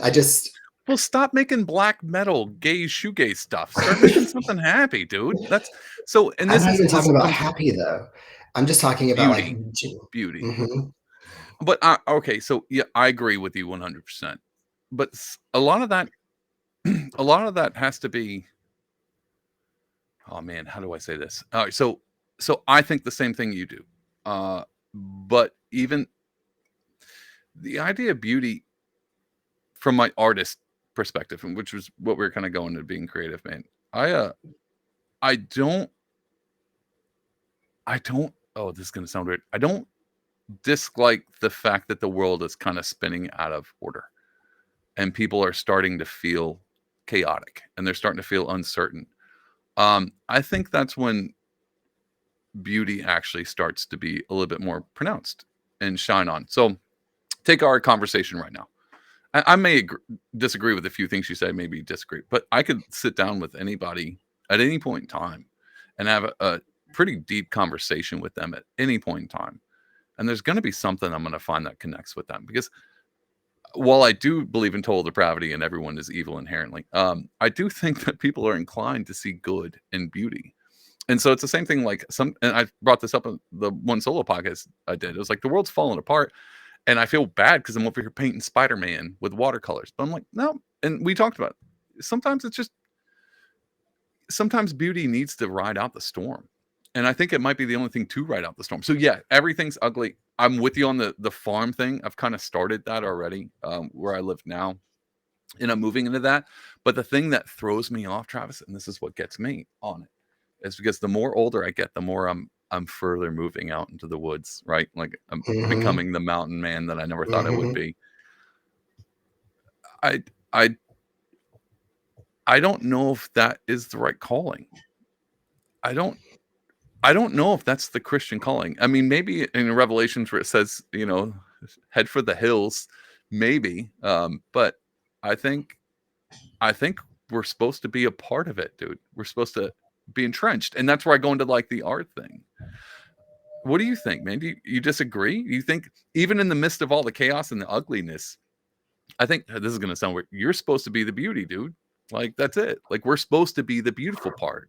Not yeah, but you know what I'm saying? Like No, the man. light of the world, the salt of the earth. We're the thing that preserves it. We're the candle on the hill Yeah, in it I'm not. instead of I'm not looking arguing. I'm just for it. saying. Okay. Saying practically though, like, what does that even mean? It Like, sucks. because Practically it sucks. until like the last few before everything got bonkers, right? So before Yeah. 2016, it was Are pretty you gonna say common. 2016? Yeah, that's pretty much a good diaspora of everything, right? Is that the right word? Everyone I, agrees 2016. I think it's 2012 with the Hadron Collider, but oh, that's that's a whole just other a thing. that's a But whole nother just thing. in previous years, it was Yeah. pretty common to hear like, okay, you're the light of the world. You go out, and so what does that mean? Like, you go to work and you're like bring joy into that place. Do you know what I mean? You do and it also all of those things, like it just feels so trite, man. It just Oh feels so man. like, Yeah. because like the truth, like, I don't know how weird you want to get on your podcast, Dude, we'll go because weird. We'll go weird because I have something to say about what you just said. I I'm got about to I get like, okay, I might let's sound go like weird.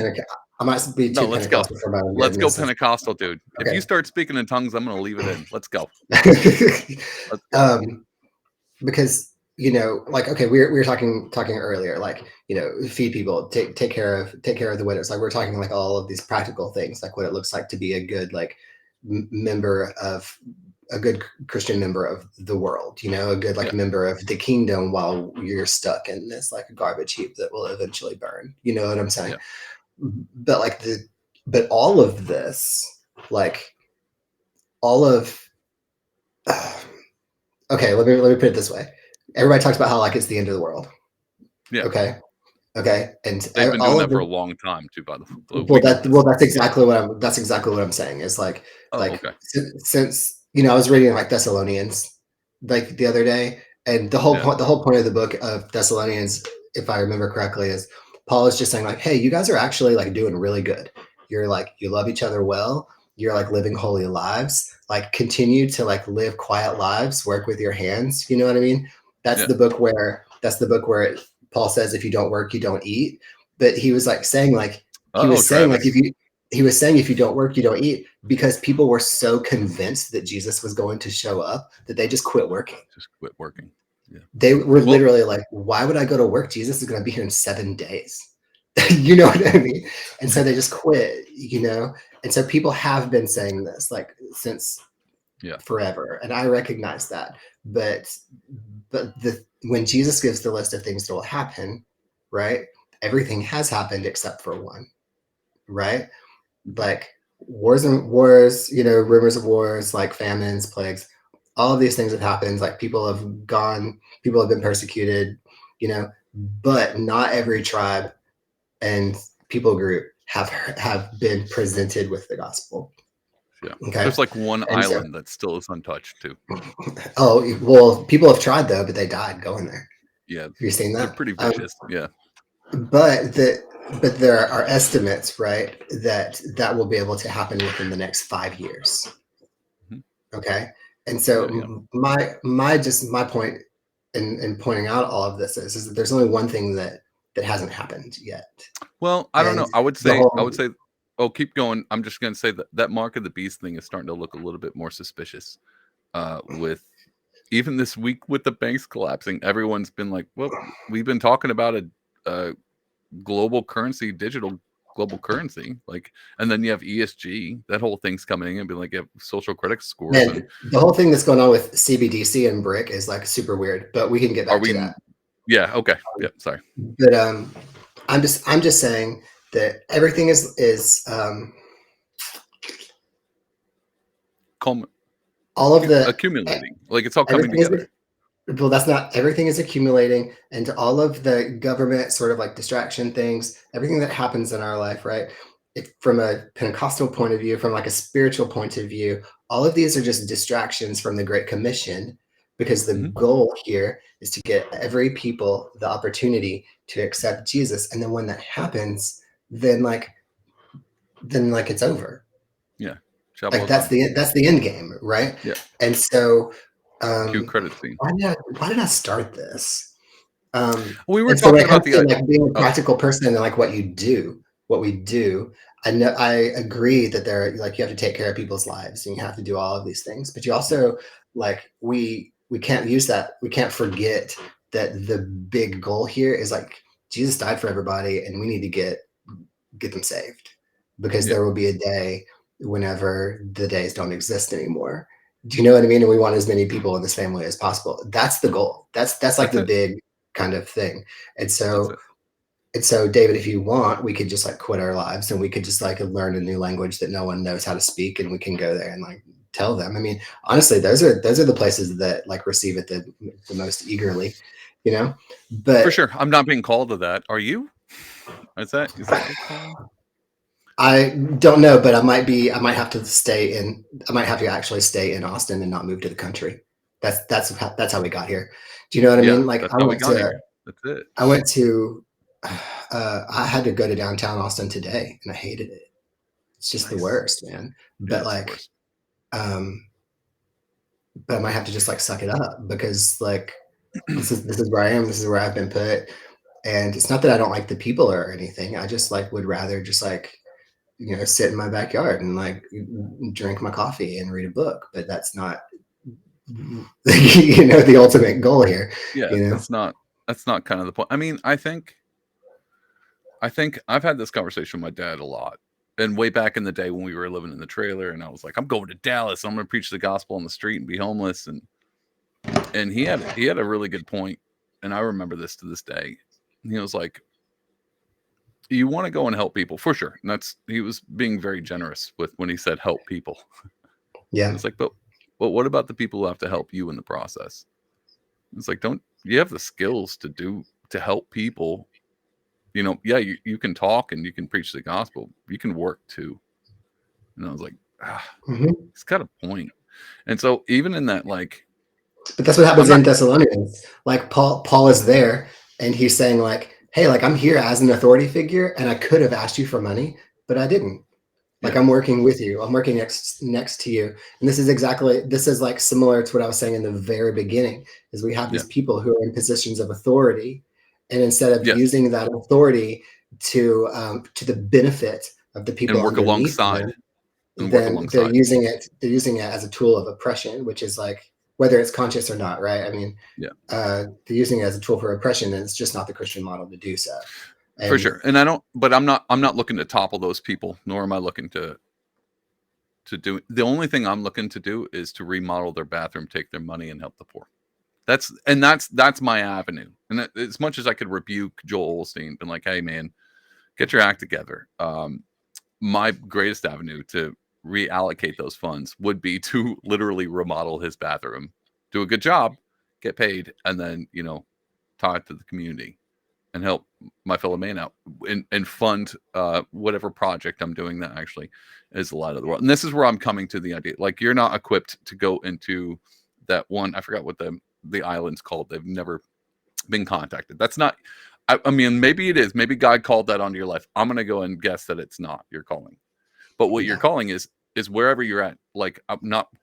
God wants to use you wherever you're at right now. Not That's not really my point. But you are really good at certain things.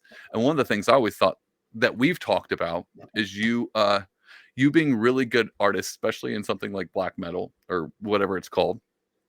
And then all of these people finding out like this music rocks, and then finding out you're Christian and being like, Yeah, dang man, it. but that's not like people say that, but that's not the experience that's happened. What's happened is What do you people mean? find it.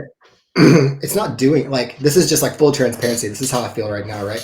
Like Okay. it's not doing anything. It's like literally not doing anything. And like that's not it's not What do my you mean goal it's not for it doing to do anything? anything. Me and you might push back up against this. I think I might disagree with you. What do you mean it's not doing I, anything? okay, well, first off, it's not like my goal, right, for people to listen to it and then just be like, oh, I'm a Christian now. Like that's not I don't have that in my head in any sense. But You know what I mean? that's not the I'm goal for just any good I'm artist. just That's not making what the it point is. because like what else am I gonna do and like what else am I gonna sing about? Because like I'm only obsessed with three things. You know what I mean? And so That's the key though. But and that's so literally the key. but what I'm But that's saying is that all right, go ahead. the fruit of people assume that there's like a certain like there's like a certain like fruit from it and that there's just not like people will find it and then they'll go like they'll listen to it and if they like it they'll go oh okay cool they'll eventually realize that I'm like a Jesus weirdo and then at that point they either do one of two things they stop listening to me completely which does happen or Yeah. they just ignore it because I'm yelling and they can't understand me anyway so it doesn't matter right so No idea what you're saying. Yeah. there's no like benefit in it in that sense, right? And so all that I've really been able to do is to take other weirdos like us who actually like that kind of music, who feel weird about like the super evil Yeah. versions of that, Yeah. and like give them something to listen to, which is cool. Like I'm not mad or anything. Like I'm happy about that. I'm happy that anybody listens to it at all. But I'm just saying that I'm not sure that it's bringing on the effect that people want me to believe it is having. Do you know what I'm saying? You don't think when they listen to your music they're being baptized in the Holy Spirit in the process? Is that No, what that you're made me saying? so psyched. Like if somebody sent me like a weird DM through like Instagram and they were like, hey, I was listening to your music and all of a sudden I'm like speaking in tongues and I raised the dead, I would be like, this is the coolest thing ever. That's legit. But that All right. literally none of that's ever happened. Okay, I'm gonna Obviously. push back. I'm gonna push back on you real quick. I'm gonna push back. I'm gonna do it with an anecdote. Okay. Back at the beginning of the before the Bible study, when me and you we basically got saved. I was left Christianity and we came back through a Bible study, home Bible study. Me and you were a part of. Before that happened, I got really into this one band called Thrice. No idea they were Christian, no clue, because I Thrice. wasn't concerned about it. I just liked they're just really good. And I remember listening, and this might actually date me because I was starting to kind of be like, this is right. Maybe it was right at the beginning of the Bible study thing where I was like, kind of, but I don't know, man. I've got a lot of resentment towards God. But I was really loving this album, and I was riding in a truck, and I had a buddy of mine who's a youth pastor working with me. Different guy, you don't know him. And he's super younger guy than me. He was passionate, right? He's super into Jesus. And I thought I was going to do something fun because I knew all he listened to was like Reliant K 24/7, right? And so I was like, I'm going to show him what good music's like. So I cranked up Vahaisu, right? And we're jamming. And he was like, dude, this song is great. And I was like, isn't it though? Like thinking like, get out of your Christian bubble. This is good music. He's like, dude, I love this straight scripture. And I was like, what do you mean? He's like, listen to the lyrics. We are the image of the invisible. He's like, that's just scripture. And I was like, oh my God, it is. And it was just it's a memory I have today of being like, this just sleight of hand really made me think about why I was passionate about, why I liked it so much. And this goes back to the idea of the music. Like, yes, maybe not someone's listening to Day Graves and gets your band and gets baptized in the Holy Spirit, starts raising the dead. But maybe it's, and this goes back to, I repeat this all the time. It's C.S. Lewis, where he talks about we don't need more Christian books by Christian writers. We need more good books by Christian writers. So when they read a good book, they go, Sure. oh, this is somebody I like. Who is this person? Let me follow, because I like this. And then they find out the character is built underneath. Why we are good at, and it's Paul. I mean, Paul was great as an orator. He knew how to talk to the Greeks, the Romans, and the Jews all at the same time. And it didn't mean he was always preaching everything. It was just he was so good at what he was called to do that people gravitated toward him. And I think even with my stupid art that I make, I mean, a lot of my stuff when I decide between comic or fine art, the comic thing is fun because I like the way it looks. I'm a nerd, obviously. I got stuff behind me, and I like that, and I like that realm. and I talk to people who are real nerdy all the time. What happens when we become really good friends and they're like, "God, this guy's art's great. He's a great guy. He has a fun podcast. He's always talking to libertarians. It's fun." But now he's a Christian. And maybe that just shifts the tide slightly more towards, well, maybe Christians aren't dumb. He's fairly intellectual. I've had these conversations, dude. I've had these conversations for years now, where people don't know who I am. We get into deep conversations like, "Hey, you're a pretty smart guy," and then they find out I'm a Christian. It throws them off, especially up here in New York.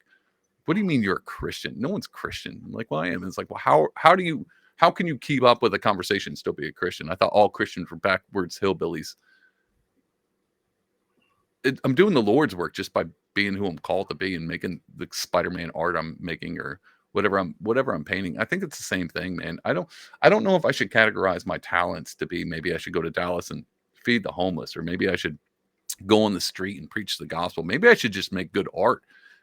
Maybe that's it. Maybe that's my call. Maybe I should just have a decent podcast where I talk to lefties or righties or libertarians or artists or musicians or anybody, and I just have a good conversation. And then in the long run, they go, "Oh my God, I didn't know this." And maybe he didn't preach the gospel to my face, but now I'm good friends with him, and I find out, he cares about me. And when my tire breaks down, the guy shows up, and maybe things are all tied together. I'm just saying, I don't think God makes people into their occupation. I think God makes people and your calling into who you are meant to be in all aspects. So yeah, I think you should continue to play music, raise your kid, love your wife, live in Austin, live in the country, but don't disconnect. And that's my problem as a libertarian. I just want to go off the grid. I'm not. No, I'm not. I'm trying I'm to. not called to do that.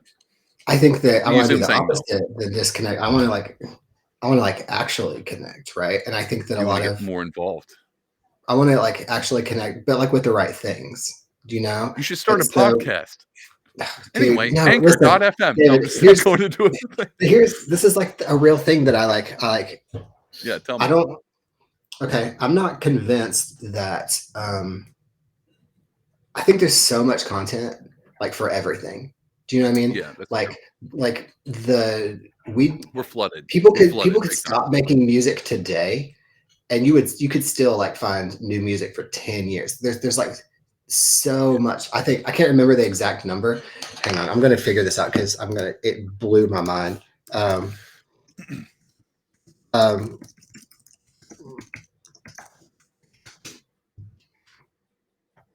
40,000 new tracks are uploaded every single day to Spotify. But that's me too, man. 40,000.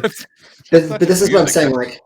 Everyone is putting a thing out about Iron Man that I put up there. That's fine. But that's my point, though. Everybody is putting a thing out. We don't need more Christian content. Even we don't need more any. We don't need more any content.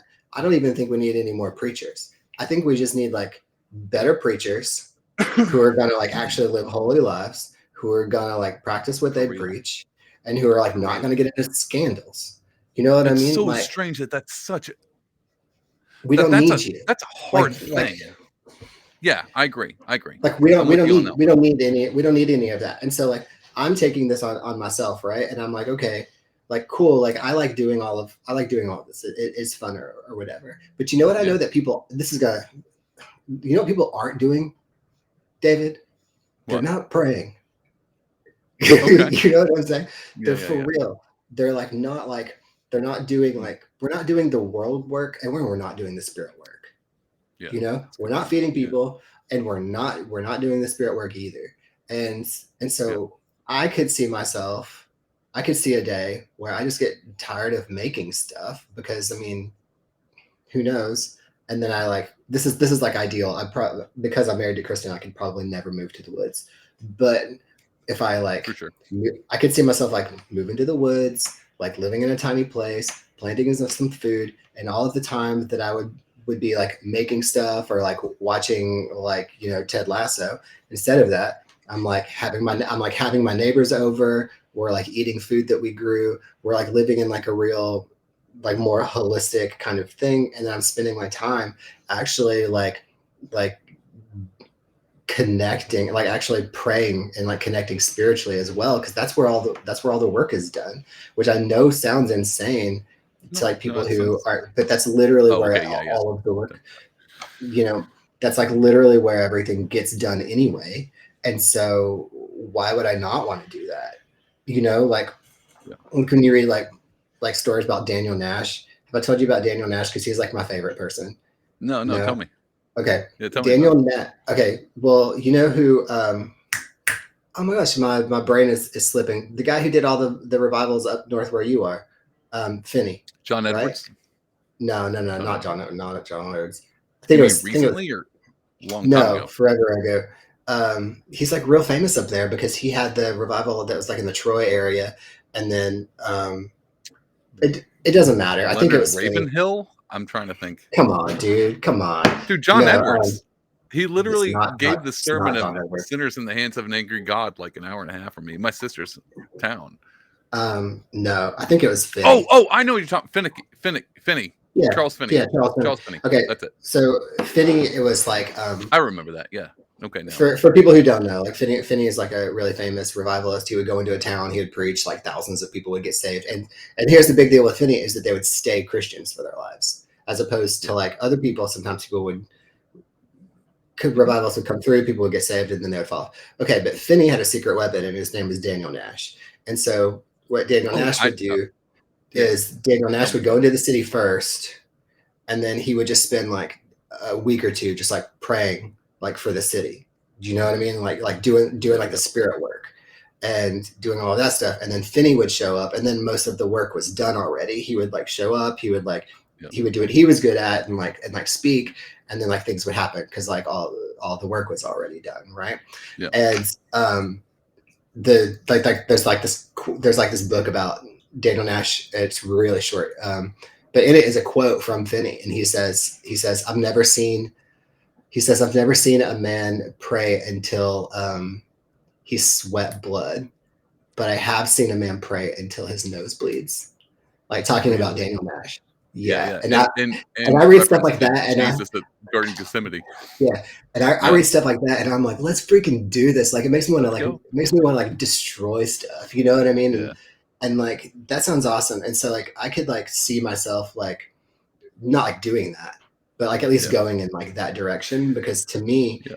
that sounds awesome. Like there's nothing better, dude, than whenever you like, I don't know if this has happened to you recently, because it seems like in your spiritual lives it goes like this, but there's nothing Yeah. better than like praying for something real hard and then it happens like the next day. Like that happened to me like last week, and Really. it made me so psyched because that doesn't happen to me often. You know what I mean? And it wasn't Yeah. like a thing that would accidentally happen. You know, it was like So this is, and we've been friends for a long time. We've been yeah, done ministry together. yeah. One particular ministry thing that we did is still around today, and Mm-hmm. rocking it. Yep. But I always remember, and this is something because you're a worship leader, and I play music, but you were always a prayer guy. Like you prayed, Mm-hmm. and there was a group of. I mean, we talk about the group text. Everybody has a particular talent, and I always remember being like, Travis, he's the prayer guy. Me, I mean, it's not as if I don't pray, but it's not a place I'm in. And so when you're like, I prayed for it, and the thing happened, and there's nothing like that. My experience is it's a little bit different. The thing that I've gotten the most like fulfillment out of is having like a conversation like this Mm-hmm. and watching the shift in the eyes, like Mm-hmm. saying, just talking to someone and then being like, well, what about this? And then it's almost as if you can see something happen in the eyes, and then it click. And I love that. I love that. It's almost like a good connection. And you could talk about like what evangelism or quote unquote whatever that is. We were always good at certain things. Like we had a group of people and we all planted churches and we all did this stuff. Everyone had their own talents, and I that was the thing that I enjoyed the most was conversating Yeah. with people. And You that have I much think, more patience for that than I do. Like oh yeah, I that might be it. You that's have what it much is. more patience for prayer because I'm not doing it. I'm not a desert father. I'm not sitting in a cave praying for 40 days and I just watching the walls crumble around. I'm the guy blowing the trumpet. yeah, That's the difference. I don't know why, man, but I just feel like, I can recognize that, like even when I read scripture, like, and you talk about like I have this conversation, I've been having these conversations with these people for like months, Mhm. and like Yeah. they're coming around. When I hear that, I think like, okay, well, hey, if someone doesn't come to Christ, it's because the God of this age has blinded them. Okay, Yeah. like Okay. you don't open blind eyes with a good argument, so No, you we don't. should be praying for that, right? Hmm. Or For sure. like, Okay. and I also like think like, okay, well, I think that, and I don't know how this lines up. I don't know how to reconcile this, but sometimes people, it's just like pearls before swine. Like you're never going to make people happy. Do you know what I mean? And the only thing that can change hearts is prayer, right? And so for me, I think I tap out too easy. Like I talk to people, they have pushback, and that's cool. Like I can still like them, we can still be friends or whatever. But then I just Yeah. tap out to like, okay, well, this isn't the thing that you're interested in. I'm not gonna push this on you. But you can, and then I'm like secretly just like praying for them. Yeah. Do you Yeah. know Yeah. what I'm saying? You know what I mean? Yeah. And I don't know that that's better because then I don't necessarily like open my mouth in certain ways, and then whenever I like come through for them, like as a friend or whatever, it's always just interpreted as me being like a good friend, which I hope I am.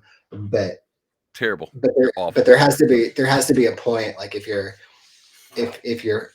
want people to like join your family of immortality, that you have to continually invite them, and Well, that's not hard basically, to it's it's not always hard to do. Like if you love something enough, you'll just talk about it anyway. That's why like me and you can only talk about four things. We only care about yeah. four things, Hey, and that's let's cool. talk about a topic, Yeah. but it just leads to Jesus every. We're never every gonna get out of every this time. rut, But dude. it's because it's what we care about. You know what I mean? And We so it's like. going to come Yeah. up. And so Yeah. evangelism isn't like hard necessarily, but No. it's a totally different attitude, and like you approach it in a much different way than I do. And I think that for me, it's a good reminder to like soften up. Do you know what I Yeah. mean? On some people. Maybe not actually. Um. So even the idea, like, I think people should pray more, for sure. I think people should evangelize more, for sure. They should teach and disciple people more, for sure. Everyone can do the thing more. But what I like about this, what I like about the Daniel Nash and the Charles Finney thing, it's just it points to the body where you're never going to be all the package. And I like that. I like that Mhm. there's people have handicaps. Travis, you're impatient with having conversations with people. You know what? The one thing that's not hard for me to talk to them for hours. It's the thing I love doing. I will cast my pearls to swine for hours, because I got tons of pearls, right? Like it's just I got values. I don't mind it. I just think about it. But I'm not hanging out in the prayer closet the way you are. That's it's just part of the body, Well, man. I'm Like not it's doing just it part as of the much as body. you're implying that I am, but I And would I'm like not to do having it. You conversations as know, much as you're and so implying. Like I'm not talking to so. atheists on the street anymore. But you know what I'm saying? Like it's this, but that's the core of the issue. Is everyone could be a better Christian for sure, but if you lean into what gifts you have, there's no problem. I mean, I'm not saying people should be like, well, if you're not good at praying, just stop altogether. That wasn't my point. Like what you said, like you could talk to people more for sure, but I like I like that there's handicaps in the gifts of the spirit or whatever you want to talk about. I like those handicaps. I like that when so our mutual friend Michael, I brought him up. Say he's got an issue, and he'll hit me and you both up, and be like, "Hey, I got this thing. I need you guys to pray about it." I guarantee if he was to ask, "Hey, put money on who's praying more about this issue," he put money on you, because it makes sense. Because that's part of the body. You just this is your talent, it's your gift, man. And I don't have a problem with that. I don't know. That's just where I'm at. I don't I don't hold people to very high standards Can at all. we hang on? You brought Michael up. Can we? This is a little bit of a subject change, but can we talk about Michael for Yeah, a go ahead. second? Yeah. Oh, Okay. please do. I'm totally. Let's talk about Michael.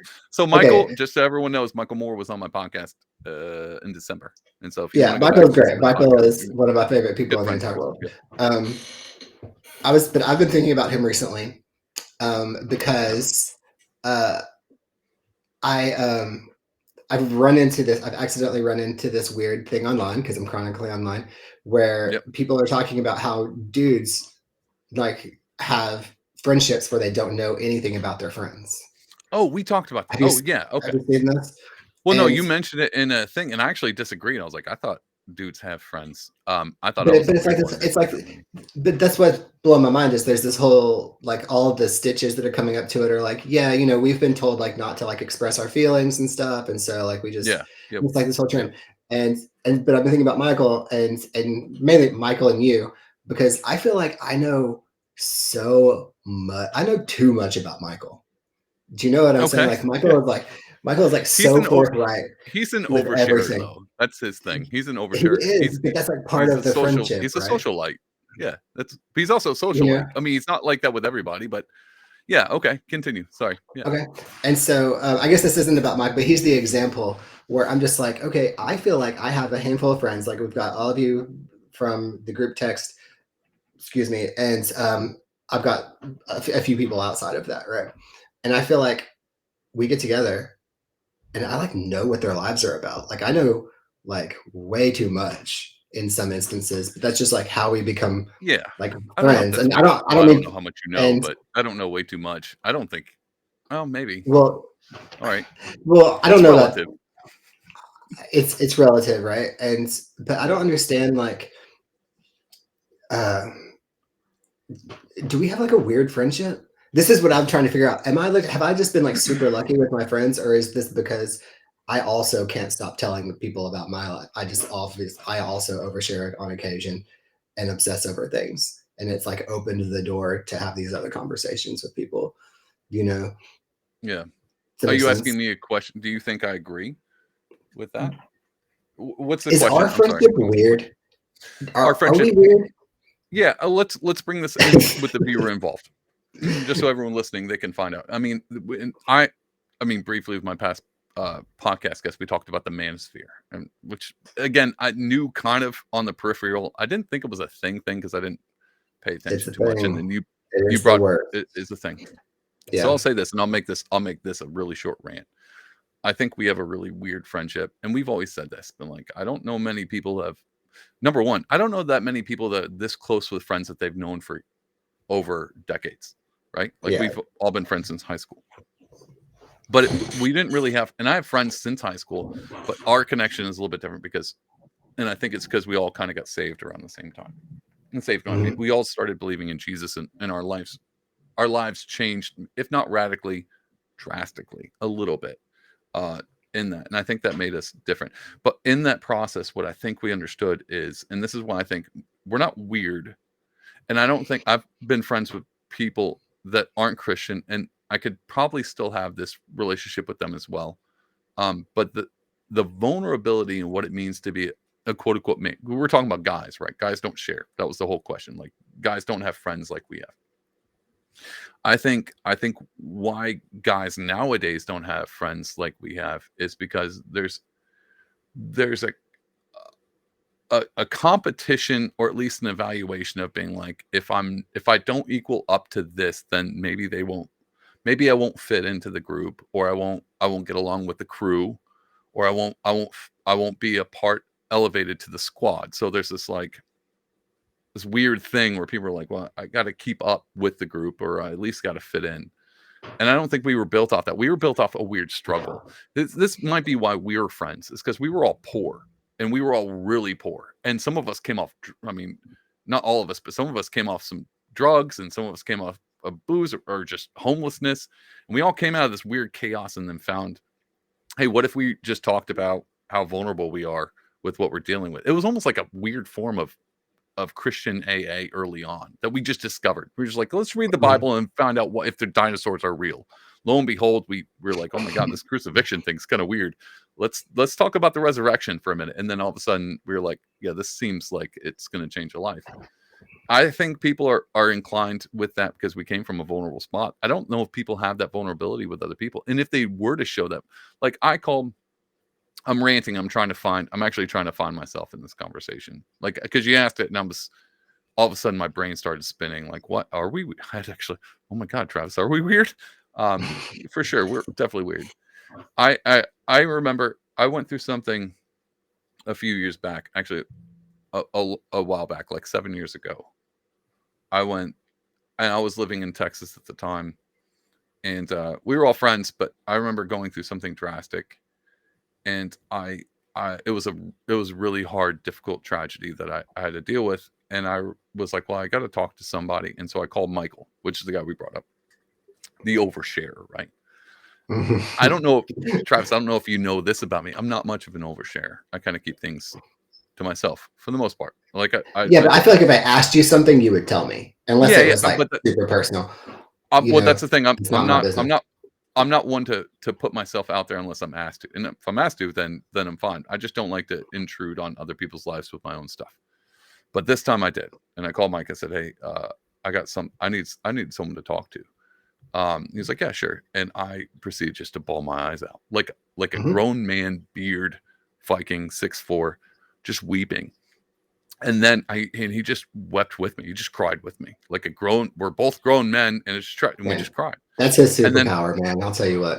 I thought so too. But then I Yeah. also went up to his church months later, and I preached. I don't remember what I preached on, but I brought that up and went, "How do you not have this and think you're going to survive the world? Because tragedy is going to strike anywhere. And maybe you have a Yeah. therapist that you can weep in front of, but imagine having the superpower of having a group of friends, guys around you. You got Travis. Hey, Travis, I need prayer for this. No, he's going to be on his knees in his prayer closet praying. Mike, I need to talk this through. Byron, can you give me some good advice? Brandon, what's the scripture for this? Like, oh, I just dropped everyone's name. It doesn't matter. They're not going to listen to it anyway.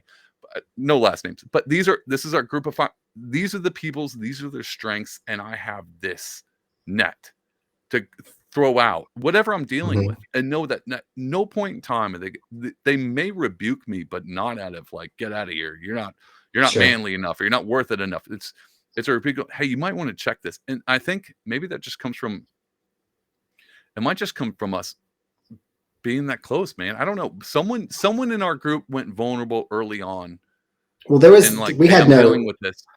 we had Maybe no that's what it options was. in the early days. Like there were definitely early days when it was like, hey, I need like $20. Can anybody help me? Maybe Do you know what I maybe mean? that's it. Or I had a And flat tire, and we all bunched our money together. Maybe that was it. yeah, We just like have community early on, man. I don't we know. I don't know how to solve this problem for everyone but else.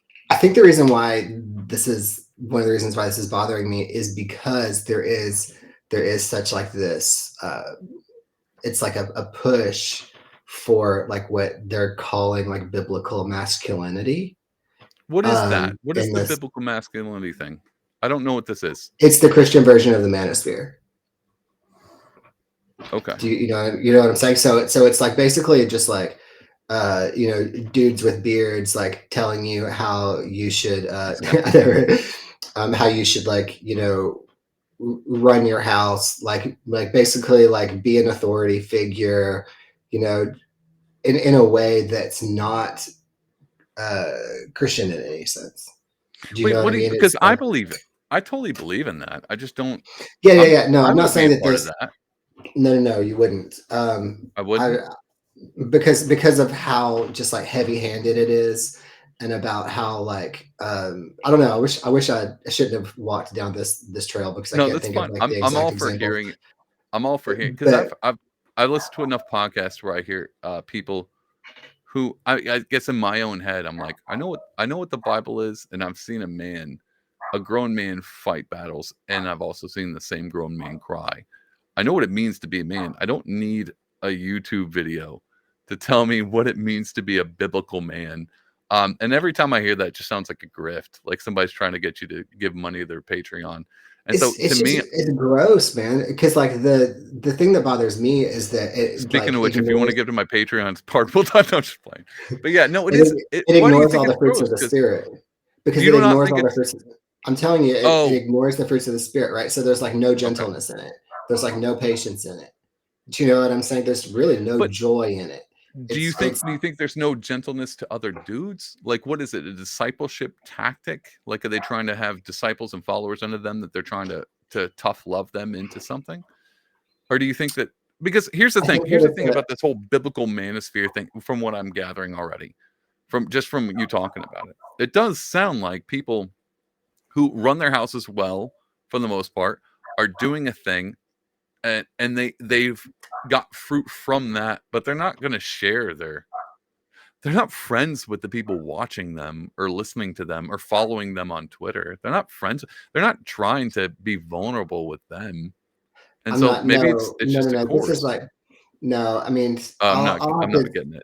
No, I'll have to send you some stuff later. Like this is like, Okay. uh, but it results in like a sort of like leading like a tyrant, right? Like without grace, like without any of these Gotcha. things. And Oh, I see what you're saying. Yeah. you know what I I'm know those saying? people. And Yeah, I know those people. So um, I was thinking of like a Mark Driscoll. Like, how dare you? That's what I was thinking, but that's not. it's an amplified version of Driscoll. And Wow. so, and it's just like going, I Okay. mean, it's just like going around right now. But what it is it's a response to like feminism. Do you know what I'm saying? It's So like it's a pendulum feminism is like, swing. yeah, and It's a pendulum it's swing. just all weird, but it makes me I would lean sad. on that. I would probably lean on that one more than I would on, but again, it's a pendulum swing. And this is why it's hard to describe. And I know we went personal on this podcast. Everyone's listening, like, I don't know about these friends, but we went personal. And it's a good example of being like, there's something manly about having somebody you can talk to about what you're dealing with your family or your wife or your situation, your finances. Sure. There's nothing. I've never felt that because even my dad's a pastor and a construction worker. I've been around the tough, and I've been around the job site and been like, oh, hardy men, and then Yeah. have those same workers come to church and cry in the altar.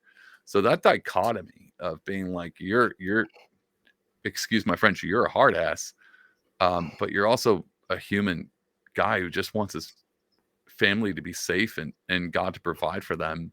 So sure, it on the job site you're different than you are in the, but that's okay. Yeah. Be tough. Shoot your Sure. thumb with Oh, a for nail sure. and walk it off, and then kneel down at the altar and confess your sins and ask God for mercy and blessings upon your family that they might grow to love Jesus. Like that's to me, this is it's not weird for me. So sure, I don't know if other guys have friends like us, but I mean, how I do don't you know, pull man. that off without I think what I'm Jesus? just I now don't know how to pull that off, what man. I'm just now like remembering is that, you know, I do live in like my own little, I have isolated myself from a lot of things. Yeah, Do you know what I mean? And I don't fully know what is going on out there. And especially since like in the last few years, I can't leave my house all the time. So yeah. even like going to church and stuff is like slowed down a lot. I don't get to do that when I want to do that all the time. And so for, So you so want I'm to not, podcast a lot then? Is that what you're saying? You want to be I on mean, podcast often? if you want to record us talking all the time, I don't I'm mind. fine with that. But I'm always looking for content. I'm trying to be a content creator over here. I can always use okay, somebody dope. to Yeah. talk to. I got to stop Uh, doing these podcasts by myself where I'm talking about Star Wars. I mean, Speaking of, I need you to watch Star Wars so I can talk to you about it. I'm not watching Star Wars. I'm not doing that. Anyway, I do, man. I do. I thank you for coming on. This was a good chat. I've been Yeah, man. pushing you for a while. I know it was a long conversation, but I enjoyed it. We actually covered quite a bit, and of course, we spiraled all the way down into just talking about Jesus like the whole time. But that's I. You know what? There probably should be more podcasts about Jesus. Now the more that I listen to them, probably a lot more podcasts about Jesus might do the world a little bit better in this particular aspect. If you last thing, if you were gonna have people that listen to this and they're like, I want to follow, I want to listen to music, can you tell everybody where to go so they can listen to your music and then raise the dead?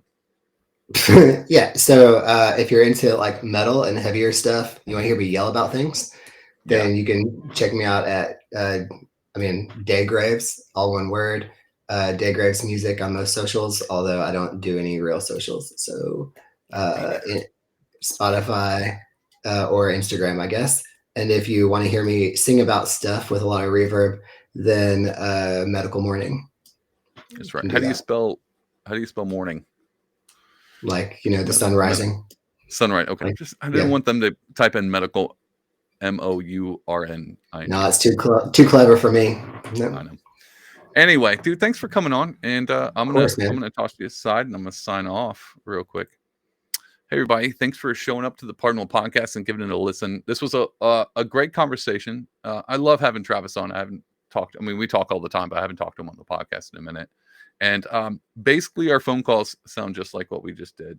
And I know that might sound like, well, this is not like a real podcast. It's a little bit more personal. I don't mind that. I don't mind being personal. I don't mind getting the nitty gritty. You get to understand me a little bit more, especially when I have other guests, like when I have an atheist on, or when I have, somebody who's a different political spectrum. You kind of understand where I'm coming from at the same time. And you see a little bit of that grace involved too. And I've had a bunch of guests on that don't believe in the things that I believe in, but we seem to get along enough to get through a conversation. I think that's a skill that might be lost in our generation today, or at least the generations coming up. So maybe you got something out of it. But I appreciate you tuning in and staying this long. If you want to follow me, you can find me on Twitter and Instagram at Pardonable Art. On Instagram, it has its own podcast thing. It's Pardonable Podcast. And you can also like and subscribe on YouTube and Rumble. Of course, it's Apple, Spotify, audio only, and all that good stuff. If you do love this podcast and you want to support it, I'm not even going to make you give me money for free. You can go to pardonablemerch.com. In fact, I will pull it up as we talk, just so you know it's real. Pardonablemerch.com. And I got all kinds of cool stuff. It's all my art. I mean, this is stuff, a lot of my Etsy has prints. You can go through and look at all kinds. You can get baby onesies, tank tops, sweatshirts. I got coffee mugs. But the best part is it's not just my art. You can go, and if you even click on page 8, it's Pardonable Podcast stuff. You can get a Pardonable Podcast hoodie, Pardonable Podcast t-shirt, and yep, there's the baby onesie. Your little child can sport the podcast. Anyway, so that's if you want to support the podcast and have me keep doing this thing and have great conversations with friends. Anyway, thanks for tuning into the Pardonable Podcast, and I will see you back next week. Bye.